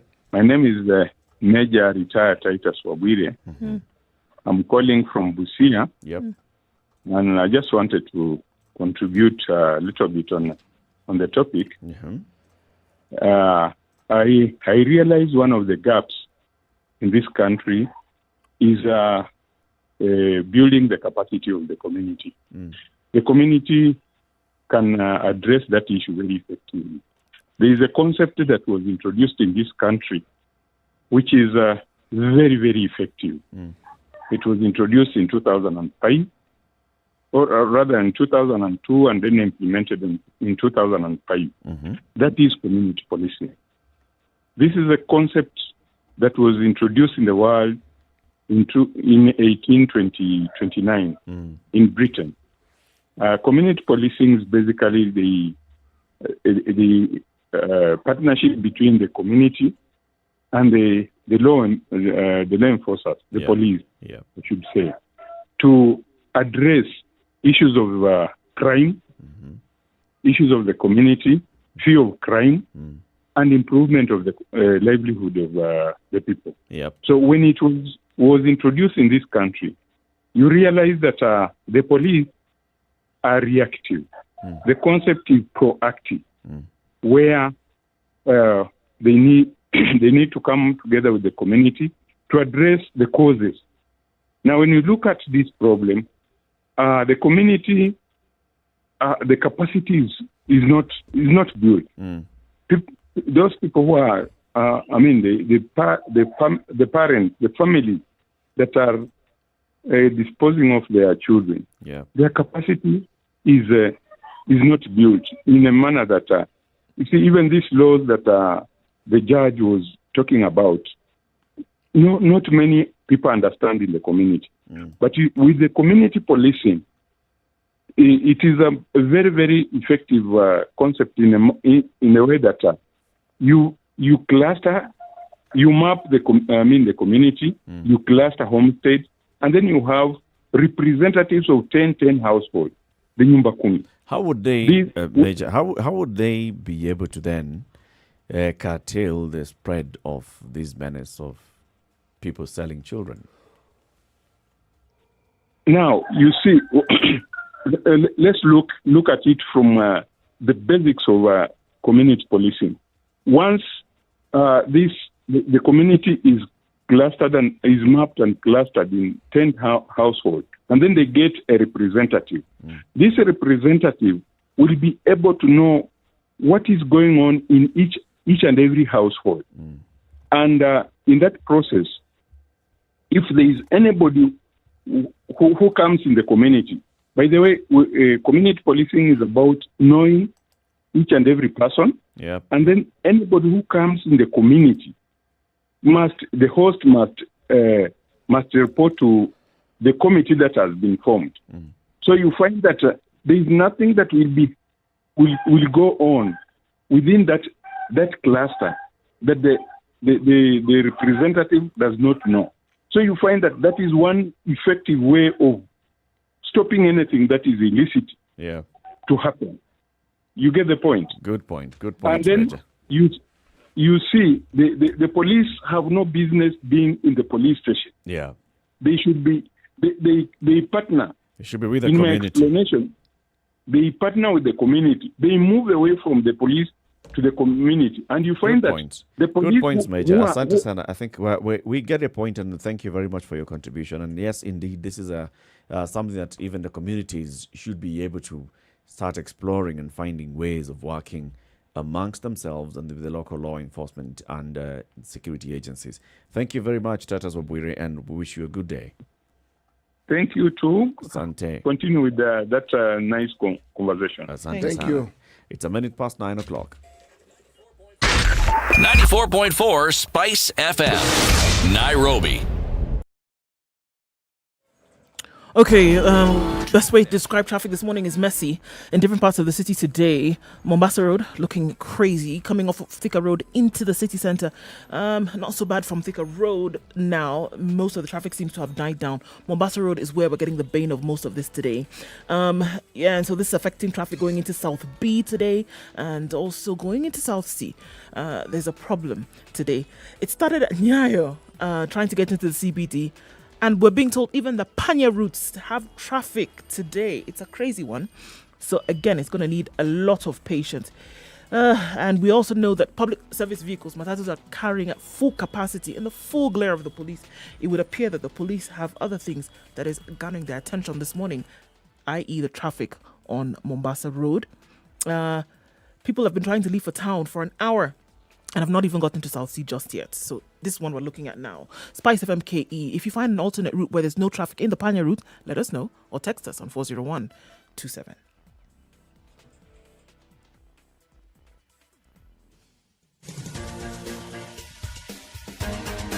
This is The Situation Room, the home of hard-hitting political commentary and penetrating insights about the state of the nation. This is a talk radio experience like no other. The Situation Room, a place for hard truths, debates, and elevated conversations. The Situation Room, witty, political, engaging, deep, controversial. In the room, we have C.T. Muga, researcher, academic, seasoned political observer, a fountain of wisdom in these politically uncertain times. Ndu Oko, Nigerian by birth, Kenyan by choice, communications expert, Pan-Africanist, a truth seeker and believer in people power, and Eric Latif, agent provocateur, the man in the chair, seasoned journalist, news hound, a man who believes in punching up, not down.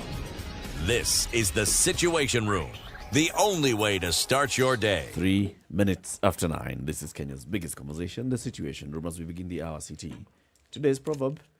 Yes, indeed. If your intention is to understand how people love you, then very simply pretend to be dead.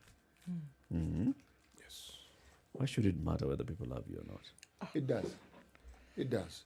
We there are certain basic things that unite us human beings, unless, of course, you are antisocial or you have... You're a social pariah. Yeah, you have issues with what we call the norms of socialization. Human beings like to be appreciated. Human beings like to be shown affection. And human beings also don't like to face the consequences of their action. Human beings like to be liked. Irrespective of what they do. So you want to know whether you're liked. Oh, we really like to be liked. I mean, if there's one thing that we really do, we like to be liked. We like to be affirmed. We like to feel we have value, because at the end of it, all that points to value. I am valuable. I am important. When people don't feel that they are of any worth or any value, it is when many of them become what we call antisocial. Yes, indeed. So let's talk about business, and whether we like it or not, we have to think of making money.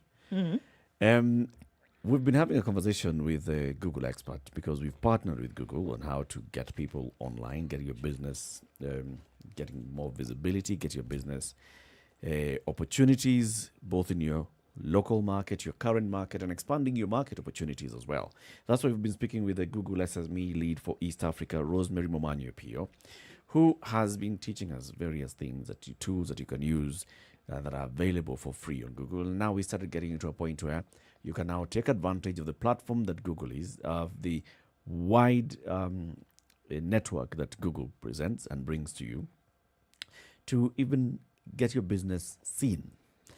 Yesterday, she taught us about advertising, and we started with search advertising, where if you go and search for my business, for example, Eric Latif is Leather this shoes. very big person who deals in leather, not just any other kind of leather, from things like porcupines and crocodile and rat skin, So you're a poacher. Such authentic and, yeah? So you're a No, poacher. I've got all the licenses required. So you say. So you have licenses to make certain creatures extinct? No. I have licenses to make use of certain creatures that die. So basically, back to the main part of the business. If you wanted to buy such kind of shoes and belts and handbags and any other kind of paraphernalia, you just go and search. And then I'll have put in my keywords there. Latif's leather. Latif's leather, Latif's handbags, leather shoes, porcupine shoes, rat. Actually, such I kind like of that. things, rat. Latif's rats. Latif rat hats. I don't give a rat hat about what you think. So you search and search, and then my search results will bring in this amount of money that I've placed because I'll appear up there as an advert on Google search. That's what Rosemary was teaching us yesterday. Mwalimu, did I get it right? You did. You did. You Yeah. absolutely did. The Spot on. The rat's heart is actually a very good one, right? It is, yes. So in this case, Eric, your goal was to try and export your products outside of Kenya. And that was the goal on why you wanted to leverage advertising. And so just to give you another example of how that would look like, but this case, I'm going to use tickets to Diani. So I remember we discussed a little bit about, we've got 3 platforms: search, display, and video. So just to do another recap. So in this example, we want to travel to Diani for holiday, for example, and I type in tickets to Diani. And what you see here is the first result that showed up for me was an ad, right? And then the rest, we call them organic results, right? So this is a typical ad, and the keywords here were tickets to Diani. So just shows you in this case, it's a one-to-one conversation. I'm typing as a user, tickets to Diani. In this case, Jumbo Jet are saying, Rosemary, we got you. Click here and learn how to get our tickets to Diani with Jumbo Jet. That's the one-to-one conversation. Great. Now, when you talk about display advertising, which is now a little bit different, it's a one-to-many conversation. So in this case, what is display? Display basically is a platform that we have in partnership with multiple publishers across the globe. So, for example, Spice FM could be a publisher. You create content, or you might have a blog, or the Nairobian could be a publisher as well. So basically, if you are able to create content and allow us to then place ads on that content, we call you a publisher. So therefore, in this example, we are able to access at least 90% of people who are online who are browsing content on the various publisher websites. What you'll see, for example, are multiple formats of the various ads. So here are typical examples of the kind of formats. They can be text or they can be image. And so when I'm now reading content, for example, let's go to your example, Eric. I want to buy products and I'm in the US and I'm researching products for leather, right? Yep. So in this example, KCB have taken advantage of that opportunity and they have placed an ad on this website, reddit.com/leather. So I'm looking at leather comparisons and I see a KCB ad here. But this could have been an Eric Latif ad highlighting his rabbit hat, for example, not a KCB ad in this example. So it just shows that there's a wonderful platform to help you as an advertiser or a seller of your products internationally to create your formats of your ads and place them on publisher websites in multiple formats. Now, what to think about before you do this is what do you want to achieve? In your example, do you want to sell more products? I think you wanted to sell your your rat hat. Or do you want to build customer loyalty? Or do you want to try and drive engagement with your customers? What is Let me customer stop. loyalty? Good question. So, for example, I bought your rat hat and I really loved it, but now I want to buy your Mongoose snake skin tail. belt. I have another. It's very good. It's a mongoose tail. It goes very well with the rat's hat. Okay, there you go. So I love the product. I loved how you were able to deliver to me on time. I love the packaging. I even so that I can be able to sign up and get offers. So you put for me maybe buy your next order and get 10% off. Oh, why not? Okay. So now I have this mongoose tail product, and I want to now be able to create more loyalty with customers like myself. So you're building loyalty. So you're offering offers. You want to try and get them to become repeat customers. And so you want to stand out as being different in your product offerings to this customer. Or you want to engage with customers. Or you want to increase and create for yourself brand awareness. You just launched this mongoose tail product, and now you want to create awareness of the product. How then do you do so? So you think about what do you want to say. Remember I said yesterday, to be global, you have to speak local, right? So in what language do you want to be able to communicate this mongoose tail product to your customers? In what language? Are you offering a deal or a discount that you want to highlight and dramatize in your communication? Then how should your ads look? What payment methods are you willing to offer in your target markets? What are your preferred requirements? Do you want to focus on just text ads? Do you want to do some video ads? Do you want to do some image ads? And then at the end of the day, what is the lead time to get your product from Nairobi to US or Germany or the UK? So you think about all of those elements, and then you put together your package on what you want to do. You want to achieve awareness. You want to talk in German, and you want to focus on image ads and text ads. The next thing you think about is fine, how then do I find the audience who are looking for mongoose tail products or rat tail products, right? So you think about where will I find them? I might find them in these kinds of websites looking at comparisons of leather products. So you'll be able to then to create for yourself an affinity group of people who are looking for that kind of product. Or you might say, I want to target people who are in this age group because they have the disposable income. My products are quite pricey. So probably I'm looking for people who are between 35 years of age and older. So you can target based on your age. Or you could say, my products are purely just for men, right? Elegant, sophisticated men. So you could say, Google, show me places where I can find elegant, sophisticated men who are 35 years of age plus. So we'll show you, okay, Eric, you can go to these kinds of websites. You'll find your elegant men in this age group who are looking for leather products. You can go as granular as you want to help you find the audience. How does and Google where they're know reading. how does Google know that this website will reach elegant men and not the and not everybody else? In fact, what I'm asking is, how will we know? How will Google know that you're not looking for a dating site?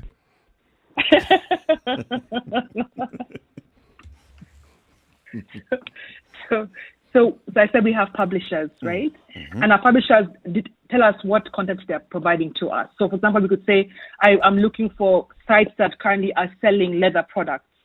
So in this case, ready.com/leather is a leather comparison website. So I know for sure when I scroll down, I'll see leather products, right?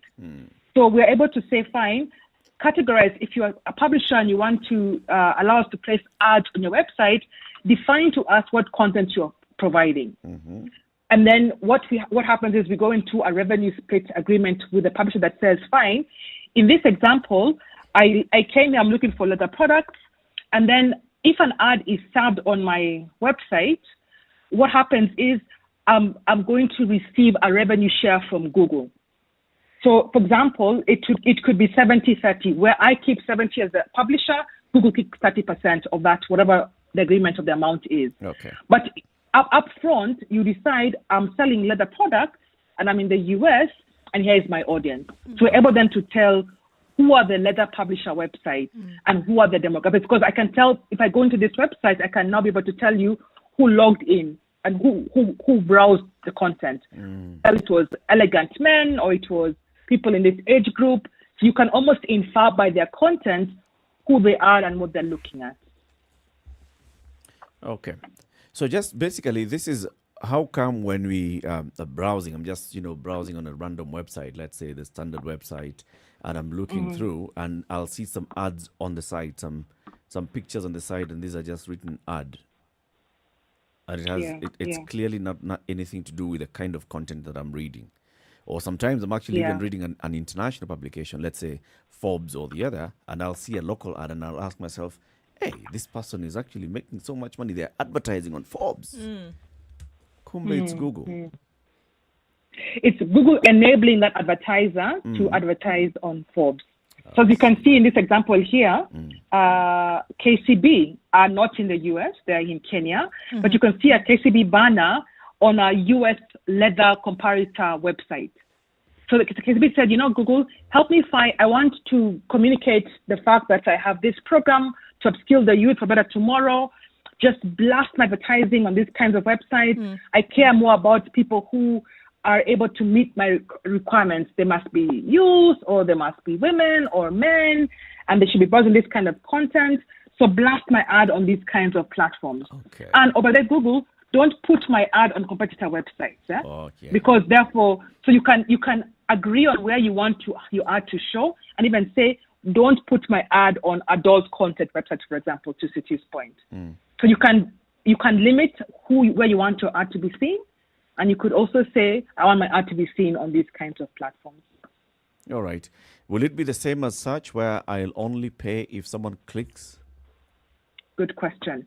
So in this case, what you're seeing here is an impression, right? I can so in this case, I have the option just to quickly read what KCB is saying, or I can click here and then go to the KCB landing page, right? So in this case, there's two types of ways to be able to bill for display ads. It's called cost per 1,000 impressions. So we say, fine, you care more about building brand awareness. You don't want people to take an action to come to your website. You care about how many times was my ad shown on these multiple websites. So for every 1,000 times my ad shows, cost me something, charge me for that. So the format is a little bit different than where in search it's cost per click, in display it's cost per 1,000 impressions.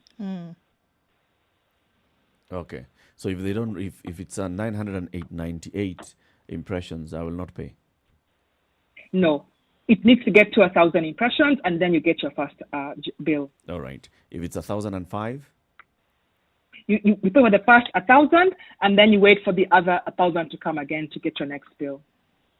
I see. Okay. Still the same way of charging. I mean, of charging, just like you said in such. If depends on the region. Yes. So it's called targeting. So you're able to say, fine, I want my ads to show to Kenyans and to people in the US and to people in Germany and to people in the UK. And I can say, fine, I want 80% of my budget to be spent on people who are in Kenya, and 20% can be split between US, UK, and Germany, a third. So you can decide for yourself where you believe your audience is. And because you probably spend a little bit more in the US, UK, and Germany because the cost per click is a bit higher, or the cost per person is a bit higher, you could limit and say, fine, when I spend 1,000 shillings in a day, stop. Let's begin again tomorrow. Okay. Yeah. Good insight there. I just like we said, practical makes it more understandable. We'll get to doing this practically, right? At some point. Absolutely, yes. We can build we can create for us a dummy account and test your products and see if we can get an audience to buy your rat hat and your mongoose tail. Yes. And rat tail. Ratatouille. Thank you very much for speaking to us, Rosemary Mumanyi-Opio. Have a good day. And you too. Thanks, Rosemary. Thanks, Rosemary. Bye, Titi. Bye, Drew. Remember, you can get all this content, the conversations that we have with the Google expert, Rosemary Mumanyi-Opio, on our YouTube channel. This is Spice FM KE, and you'll know how to grow your business with Google. More and more conversations. If you have got any questions that you'd like to ask, tomorrow we'll open up the conversation for you, 0719-012-600, or Spice FM KE on YouTube, on Facebook, and Twitter. It's now 19 minutes after 9.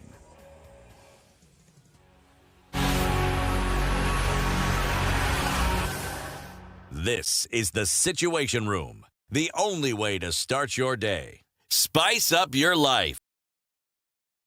24/7, around the world, non-stop. This is Spice FM.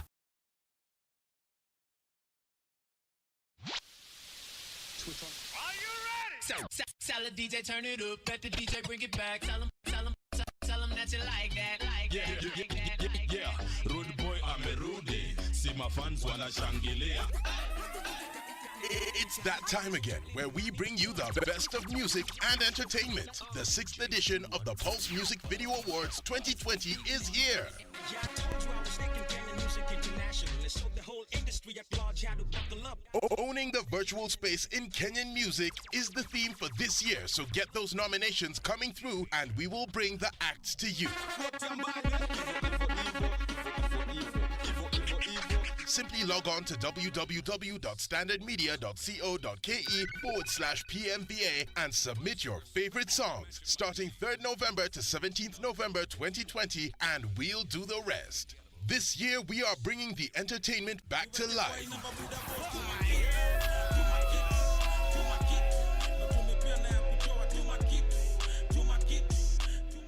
Pulse Music Video Awards 2020, the only way to get alive.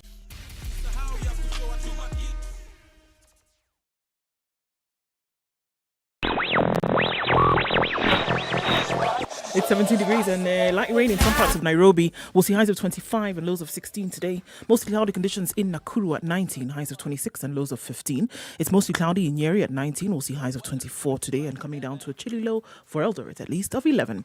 It's mostly sunny in Eldoret. At 17, highs of 23 and lows of 12.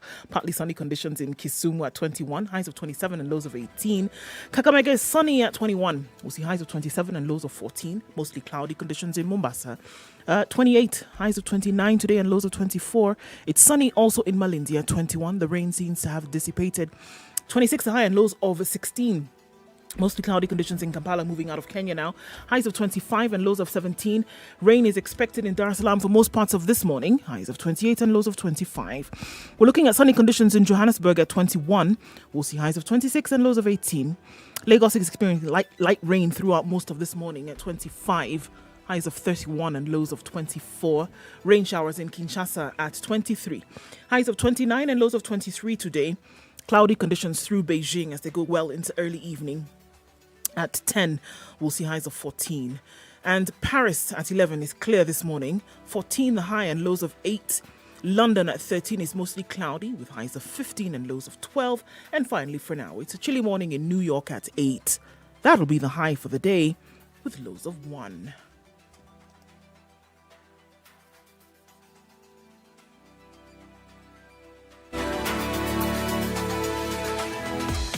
Welcome to Spice FM, the best exclusive radio station bringing you the best mix of the best music ever.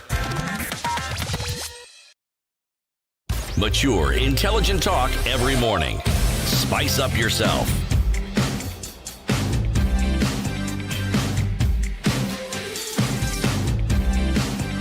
Mornings done right. 23 minutes of 94.4. Kenya's biggest conversation, the Situation Room. Well, this and every morning, Eric Latif, Nduoko, and C.T. Muga in the studio. Yesterday, the Deputy Prime Minister of Ethiopia was in the country. Had a meeting with the President of the Republic of Kenya, Uhuru Kenyatta. And the President was like, all right, so we can see what's happening in Ethiopia, and we call on all sides to maintain peace, and let's return as soon as possible to a situation of normalcy. Why? Because of what's happening in Ethiopia. We know for a while, there was this tension brewing between various regions in Ethiopia, and the ethnic federalism that you explained to us last week, City, as we were talking about this. So we've got various regions that have semi-autonomy. We've got the Amhara, the Tigray, the Oromia, and the others. And this particular time, this year, there was supposed to have been a general election in that country. And the Prime Minister decided, you know what, there's COVID-19. And because of COVID-19, in the interest of safeguarding people and their health, let's postpone the election. However, this region called the Tigray decided we're going to go ahead with our own election. They did that. They went ahead with their own election. At some point, a couple of weeks back, there was an accusation from the federal government that the local forces that support the Tigray government had attacked a military base of the federal government. And now there was some need, according to the Prime Minister, for some reaction on this. And then that's why he decided to launch some military operation in the Tigray region. We heard some reports over the weekend, CT, that there was attacks from Tigray going into Eritrea, which is not a part of this conflict at all presently. But some missiles launched into Eritrea. Start by understanding that Eritrea was part of Ethiopia at some point. Yep. Just started there. Mm-hmm. And also understand that perhaps it's with the presidency of President, the current president. Afwerki. Yes, yes. My tongue was having difficulty going with that. And with the current prime minister, that you actually see a close relationship between Eritrea and Ethiopia. It's been strained for the longest time. Yeah. Now, if I look at Ethiopia and my understanding of it, many of these problems that we have there are ethnic based. Mm-hmm. And then perceptions of leadership that has been in Ethiopia as to who or which community has been leadership for the longest time and what it is that they have done. And then to understand that the current prime minister, the reason why or what helped lead to the position that he has was the unrest that the region he comes from, the most populous, the largest, Oromia, there's been unrest in that place and protests against it for the longest time. Mm-hmm. To the point where you had the prime minister who preceded him just calling it quits. saying thank you very much. Yes. Being forced out. Now, Okay, but calling it quits. Take a guess. Where exactly did that particular prime minister come from? Which region did he come from? Up there. Precisely. Now, if you look at the ethnic origins of many conflicts that we have in the world, and I like using the example of Yugoslavia, the former Yugoslavia, because they also had this ethnic federalism. And we know how that blew up. Yeah. Okay? But here, sides have been taken. There are people who side with the government. There are people who side with Romania. There are people who side with... Others are just quiet spectators. Now, what I am seeing is not an issue that arose because it was reported that an army barracks was attacked. No. These are festering disagreements that have been there for a long time, because if you look at the escalation of things, it isn't as though there was a discussion, people disagree. No. Edict was given, no elections, we're having elections. Next thing, an army barracks has been. The next thing, you have a full scale. This thing didn't take a month. You have a full scale war. And it was like somebody pressed the button and it was fast forwarded. Yep. We had the other day President Museveni offering to mediate.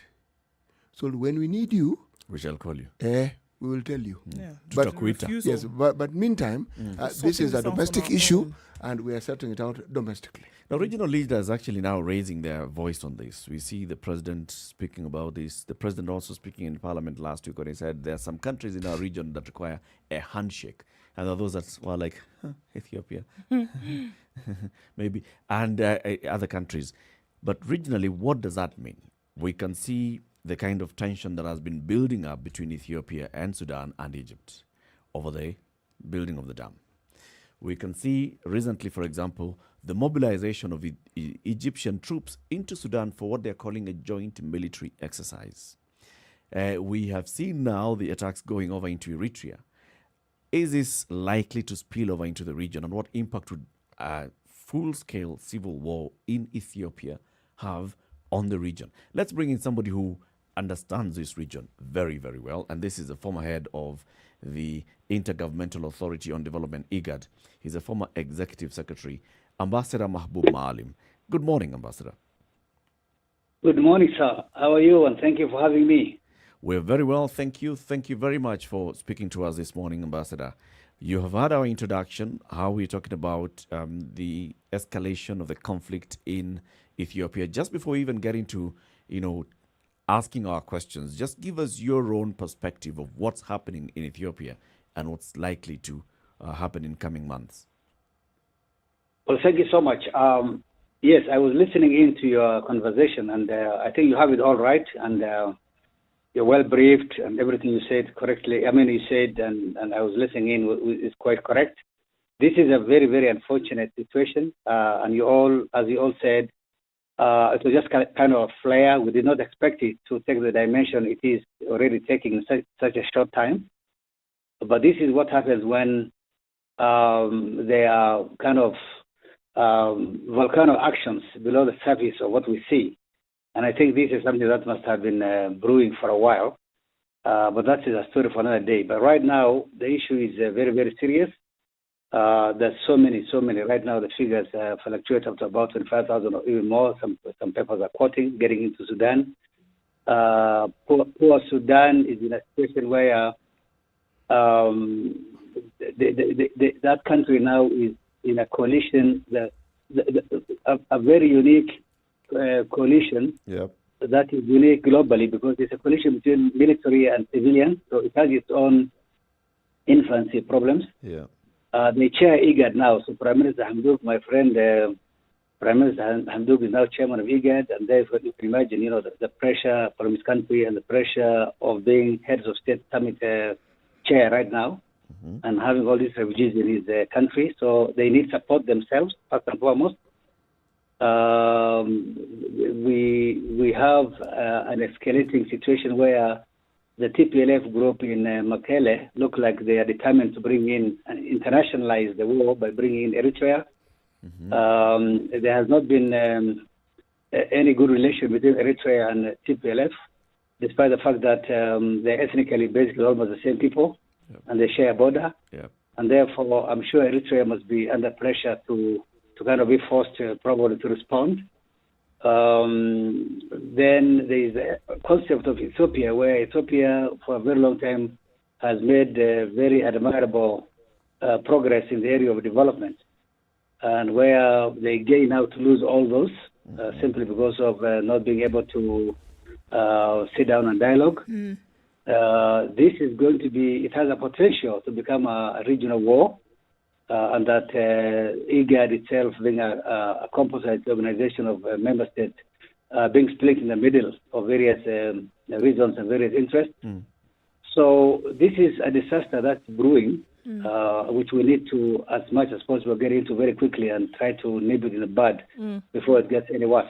Hearing you say that, Ambassador, we've heard coming out of Addis. I mean, it's clear that they're not looking for any kind of external intervention at the moment. There have been hands that have been put forward, and from the outside looking in, all indications are that Ethiopia needs help at this point to reach a kind of impasse at least. But they themselves are saying, no, thank you. We don't need any kind of intervention at the moment. We'll be able to handle our issues. What do you think about that? You know, I've had that before. I served in IGAD as Secretary General for about 12 years. And I'm laughing because I've heard that statement before from all the other cases that we've handled. The first case, including Kenya, when we had post-election violence here, you know, I was Secretary General of IGAD, and as a Kenyan citizen, I was about the first person to kind of reach out to people individually, and they were like, look, we gave you a job to do, can you do your job? And then when the regional heads were trying to get in, the story was the same. But the region needs to stamp its foot and call a spade and engage leadership on warring leadership in both parties, and say, if you think this is yours, it's only going to be yours for a very short time. Right now, it's no longer an Ethiopian thing, because if 25,000 people are sitting in makeshift structures in Kassala, that's not an Ethiopian thing anymore. And therefore, this has been had before, and the Ethiopians know very, very well. All the years I was in IGAD, I worked under Ethiopian chairmanship. Therefore, if there are people who know about mediation and who know about what the region needs to do and the structures in place, it's Ethiopia. And therefore, I can't take it from Ethiopia, of all countries, to say that we are foreign to this and we don't know. So this is up to the leadership of the region to really stamp their foot and say, look, sorry, it may have started as yours, but it's not yours anymore. Where would an organization like the African Union come into this? I mean, we touched on this conversation a little bit last week, but then looking at the African Union, who's mandated in large part to deal with issues like this, and then sitting right there as the chair of the seat of the African Union, right there in Ethiopia at the same time, how would they play out in a situation like this? Well, this is their work. The reason why we form regional organizations, regional blocks, AU, IGAD, SADC, ECOWAS, ECAS, and all these organizations is for a reason, it's for a purpose. We don't create these these organizations because we want to create jobs for our nationals. And some of the work they do is contributing to the stability of the regions they represent, and B, to the overall continental peace and security architecture.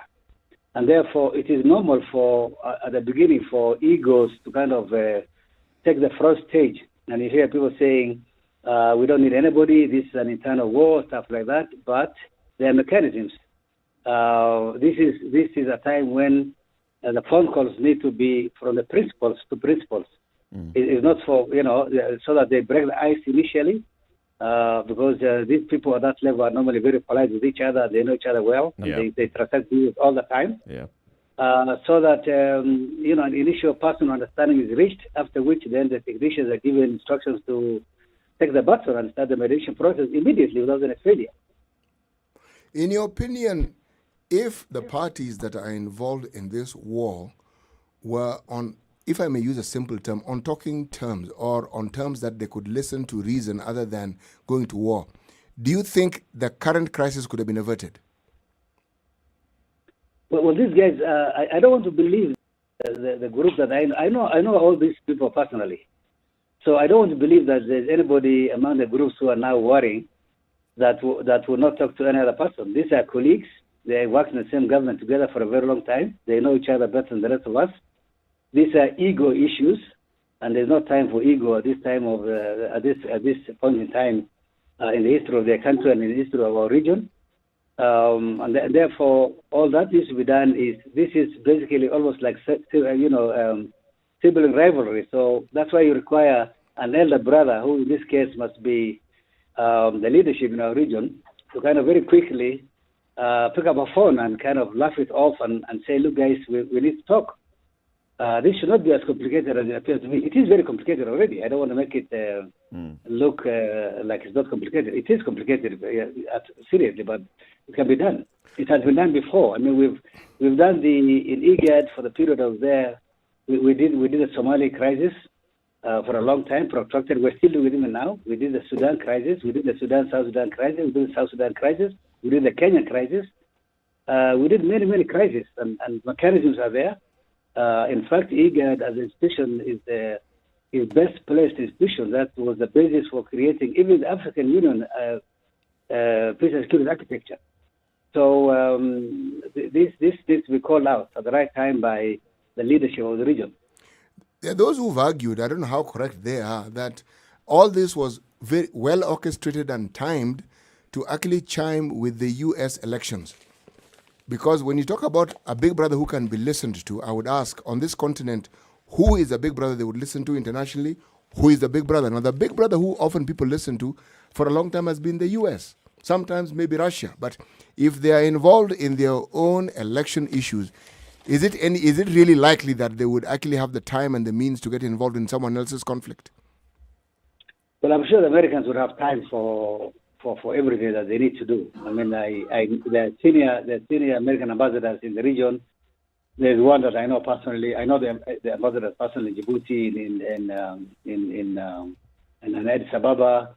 They are in contact with the leadership. So I don't want to assume that simply because there was an election going on in their country that they did not want to pay attention to this. No, not at all. I think they must be doing their work to the level they do. But you know that issues of peace and security, stability, mediation processes normally, the unwritten international protocol is that there's some leeway for the country. That's why countries call it sovereign issues, and then for the regional organization concerned. So a lot of times, if there was positive noise from the IGAD region, then you would see all these countries coming in very, very quickly because they will have the reason and the permission to come in, because the issues would have been said by the right people at the right time.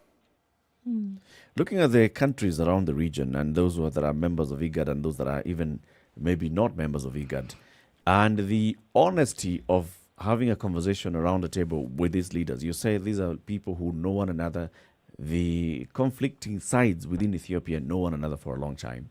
The leaders in the region have been here for a while, so they also understand each other.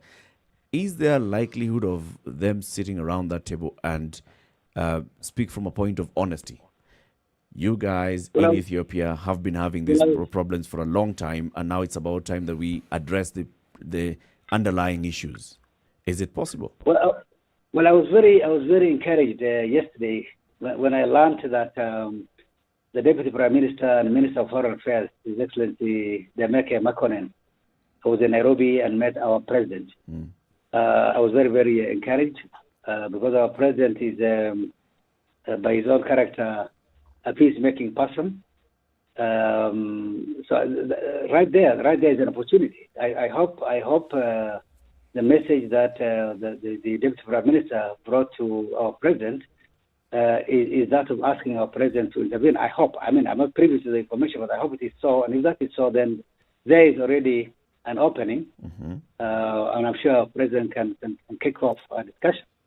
Of course, the other person who would also be in a position would be my friend, the Prime Minister Hamdok. Although, as I said earlier on, I'm sure, and this I just know it from what's going on. He's in a very difficult, the coalition, which is a very, very funny coalition between civilians and military. But he's the chairperson of the IGAD summit now, so probably he would also intercede by asking President Uhuru Kenyatta, for example, to help on his behalf. Actually, now that you speak of the Sudanese Prime Minister, Ambassador, just sorry to interrupt you, there's the other issue of Sudan and Egypt and the conflict that they are having over the dam with Ethiopia. How likely is he to approach this from a non-partisan point of view? See, the basic principle in mediation, and as I said, we have done a bunch, is that we do not open a Pandora boxes at a time when people start sitting on the table. For example, things like accountability. We'll just say, look, we're not even talking about accountability now. So as soon as somebody says, I was wrong and this was done to me and stuff like that, and therefore we'll say, wait a minute, first of all, can we first of all agree on what needs to be done? What are the first principles of agreement?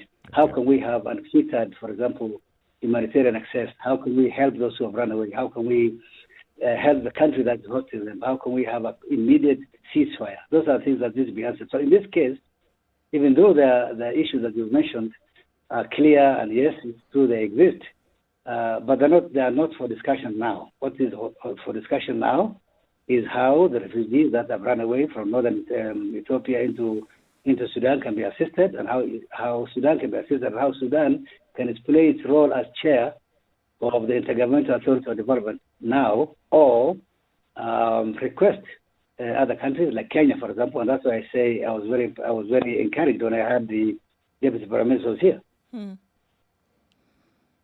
Is this, I mean, looking at this now from a topical point of view and looking at what's going on again in Ethiopia directly, there has always been a strong relationship, or said to be, with the Prime Minister and that of Eritrea.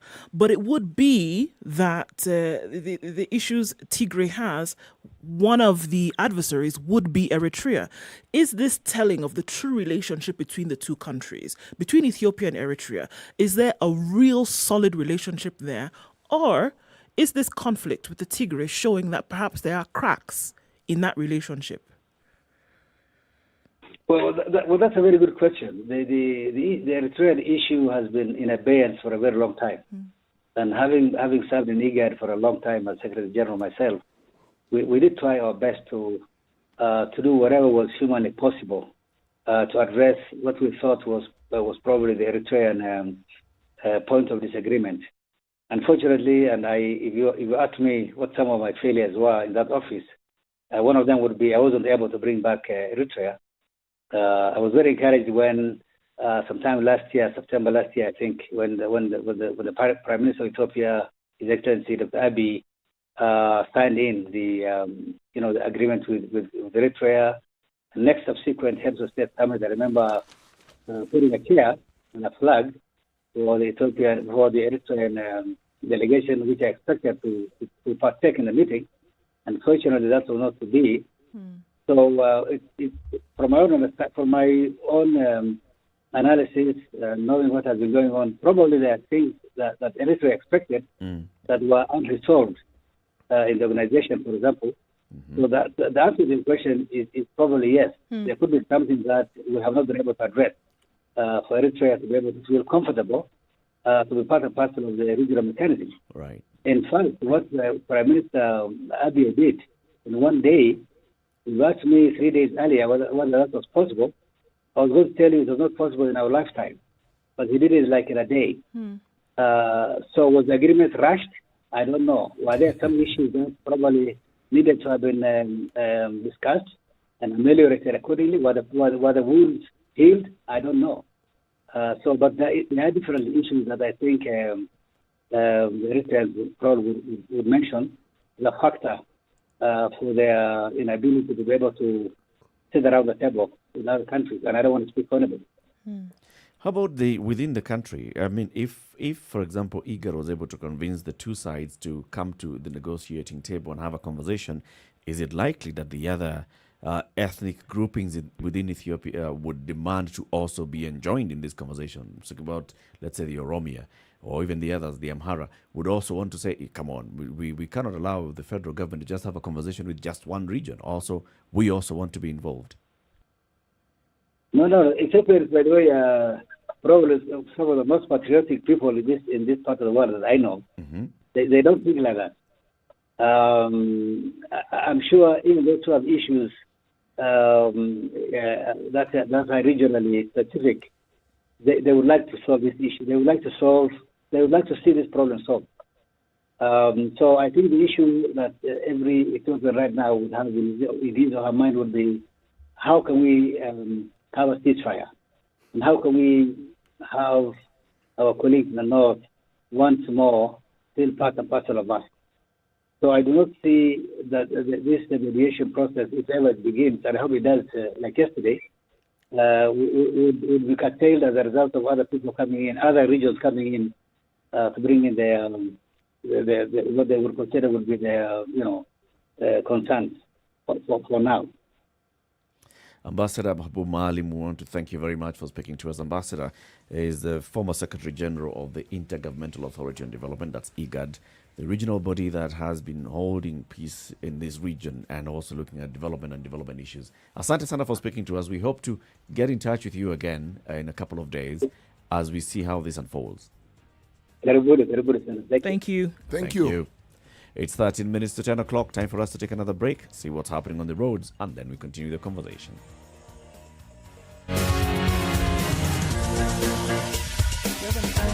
This is the Situation Room, the only way to start your day. Spice up your life. Sugar and spice and everything nice, just the way you like it. The Spice Drive. Did you have a great day? I hope you did. I intend to make it better from 3 p.m. to 7 p.m. I'm going to be taking you home nice and chill. Everyone is welcome aboard. The hashtag is Spice Drive and, of course, Spice FMKE on Facebook, Instagram, and Twitter. The Spice Drive with Monique. The official soundtrack Okay, of getting so you where where the you drama need is to this be. morning is still on Mombasa Road, in and outbound today, moving very slowly. And if you're moving inbound, you're moving all the way then towards the airport junction, and that's taking a long time this morning. Outbound, there's also some problems as you head towards Bellevue. Out then towards the Nyeri Stadium roundabout, Uhuru Highway is going to be clogged up for some time now, heading into the CBD or then out through Westlands. So that's where the major headache is today. Other parts, traffic seems to have slowed down a little bit, so not too much of an issue. We know for sure it's going to pick up later. But you can talk to us through the day on Spice FMKE on Twitter or text on 40127 and see what it looks like. But for now, patience required if you're in those areas where it has clogged up. Sugar and spice and everything nice, everything nice. Spice FM. Mature, intelligent talk every morning. Spice up yourself.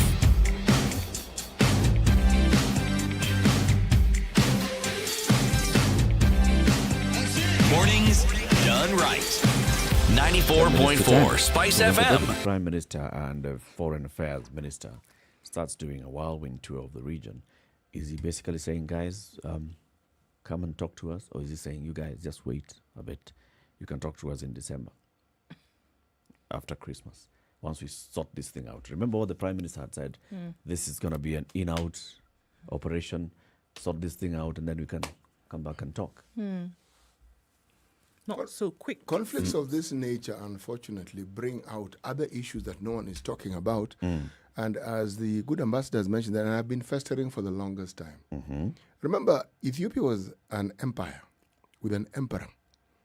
So when you talk about conflicts, man, these conflicts go back to medieval times, 1500, God knows when this group got rid of this group, took over. And then there's the modern times. I mean, Ethiopia didn't start having conflicts yesterday. No.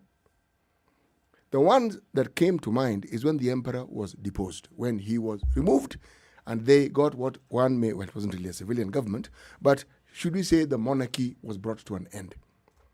It was suffering for many. People moved across the border. Remember, we share a border with them. Ethiopia shares a border with Somalia. Now it shares a border with Southern Sudan as well as Northern Sudan. And Eritrea. Well, now. Yes. Forgive me. I had forgotten. You know, in my mind, I am still very aware that Eritrea was part and parcel of Ethiopia. And it also explains the conflict that I was talking about. It is conflict that led to that secession. Okay? So, unfortunately, much as there's been peace for the longest time, you know, there's a word that is often used called vendetta. Okay? The issues that surrounded the war in the former Yugoslavia, I had a friend of mine who was in the peacekeeping force. He went there. And there's something he told me that I have never forgotten. He was part of the Kenyan forces that went there for the UN peacekeeping force. He said, when you talk to these people, said, someone talks to you about a conflict that arose during the Ottoman Empire, God knows how many thousands of years ago, and he's talking about it as though it happened the day before yesterday. Yeah. So it was never dealt with at that time. And then you still see... And this person wasn't alive. So it was resurgences of the same. Passed on as you grew The up. vendetta essentially kept skipping. Well, it didn't even skip. It just kept moving from generation to generation to generation. And that's what you see still. in the blood. Not just in deed, in spirit, in temperament, in vigor, and in passion. Right. We all saw how the former Yugoslavia went down. We saw it. It wasn't pleasant at all, at all, at all. It meant those issues had been, even now, when people decide, okay, folks, let's separate. Even then, we are still dealing with issues that took place because of the separation. Yep. Now, Ethiopia really wants to avoid going that route. They really do. It's a great country. It's a wonderful country. If you ever visited it, it is a really beautiful and wonderful country with one of the richest histories on this continent. Yes. Oh, we have other regions with really rich history, but Ethiopia is one of them. Now, this war threatens to ensure that all that is decimated. Because as the ambassador said, when egos are involved, my friend, there'll be no stopping this thing. Just goes on and on and It on. will go on. But also, the other thing that's also a bit encouraging is the fact that the other regions are not likely to join this conflict. Because, you know, it could have been a big thing if, imagine now, tomorrow, the Oromo also decide, this guy is distracted, he's focusing on Tigrayans, let's also focus on him. Or the Amhara decide. Remember, the Prime Minister comes from Oromia. Both Oromia and Amhara. He's half one, half the other. He's half. Who is the one half? Where does his father come from? The mother is Amhara, the father is Oromo. So where does he come from? Okay, he's Oromia, so if you want to look at it like that. His mother tongue is Amharic. Right. There's a point. He's got some Amharic blood flowing through him. That's what see, you're saying. Yeah. Why I am focusing on his ethnicity is because that's what this conflict is about, if you ask me. It is an ethnic conflict. It is an ethnic conflict. Yes. It's not, we can call it this, we can look into the details and discuss it at great length. But if you look at the history of this country from the time when it was a kingdom, an empire, the conflicts they had in medieval times had to do with that. One region feeling, no, this empire isn't doing the trick, we can take over. Those conflicts have gone on in this country. It's a country that is actually accustomed to conflict. So still dealing with the dregs as to what would be seen as injustices that were then held against people. And it's still being brought into present days. A small minority. One of the few conflicts, for example, that is not wrapped around resources, for example, but in this case, injustices that were done to a particular ethnic group. And we see that happening even till today. I think it's still also about resources. In as much as it's a conflict that's taking place in one country, I think it's very then important to look at it and see what could happen potentially when you don't deal with issues and deal with them once and for all. They never really do go away. No, and they could present themselves as other things in the future. But if you look back at the root, you will see that those things that were not dealt with are still coming back to bite you in present day. You know, when Eric said resources, I shook my head and I realized, no, Eric is right. But the resource here is power, predominantly. Which is the biggest resource anywhere. When you have such huge control of power, when you have, looking at who occupies the top levels of your military, who occupies the top level of your government. That is something that then goes ahead now to show how much injustice there is to the others, to everybody else. It's a seriously so point. A country of more than 100 million people, and then you're just sitting there. 110 million. And you're just sitting there looking at these few people who are the ones who are like running the whole And they're country. also not the most populous. There you go. You know, again, that might not even be an issue because we then ask, have they actually ruled in a manner or have they governed the country well? That even becomes a side issue. Forget see, now, ethnicity then becomes a terrible tool to use in this because the logic that we would ordinarily use in discussing terms of peace doesn't come in. The vendetta and the age-old history of who did what when and who did this and who occupied what, and that comes into discussion. You know, we ourselves are not far from it because we have those discussions. It's just that let's thank God on our knees that we don't have a history of that sort of conflict. 2007 brought us to an understanding of what it can be. But look at Southern Sudan, where ethnicity is still an issue. Just look at how that is turning out. Look at how it's turning out. Efforts at creating a nation just not moving. No. We should be grateful on our knees that we actually have a nation and it functions. And we have ways and means of solving these problems. But because when those issues cannot be resolved and a discussion can't be had, but also looking at the fine lines then between situations of peace and then situations of conflict. The line actually is very fine.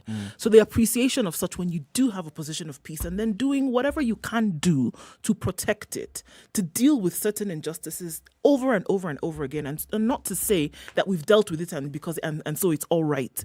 To be conscious on a daily basis within the walls of governance to say that we're making sure that these issues have been dealt with. You see it coming up, you put it out and actually deal with the issue. Because to cross over from a situation of peace to that of conflict is actually not very, very difficult. It's not even difficult. It is not difficult at all. You see, the testimony of the beauty of this peace we speak of is the size of refugee camps, which in and of themselves are horrible things, but which are necessitated by these conditions that we're talking about. We've had them because of that one thing that we have and which we must really guard. Because this particular conflict is going to produce and ignite old enmity and it's going to produce new ones. So there's a generation now who will now be fed with the reasons for that conflict to suit their understanding of it. Just a year after winning the Nobel Peace Prize. Anyway, so let's talk about today's proverb. That Nobel Peace Prize, bro, is subject for another discussion on another day. Okay. All right. This saying doesn't apply to the Ethiopian situation. No, not at all. Pretend you are dead and you will see those who love you. Or you will really know who loves you. Because here we have a situation, when people go to war, they want you dead. And they'll be happy when you're dead. So. Pretend you're dead and you'll clearly see who loves you. Yes. Sawa. Thank you very much for joining us in this conversation and all the other conversations that we've had this morning. We've talked about theft and the trade of babies in this country. We've talked about the Ethiopian crisis. We've talked about the debt and the taxation issue in the country.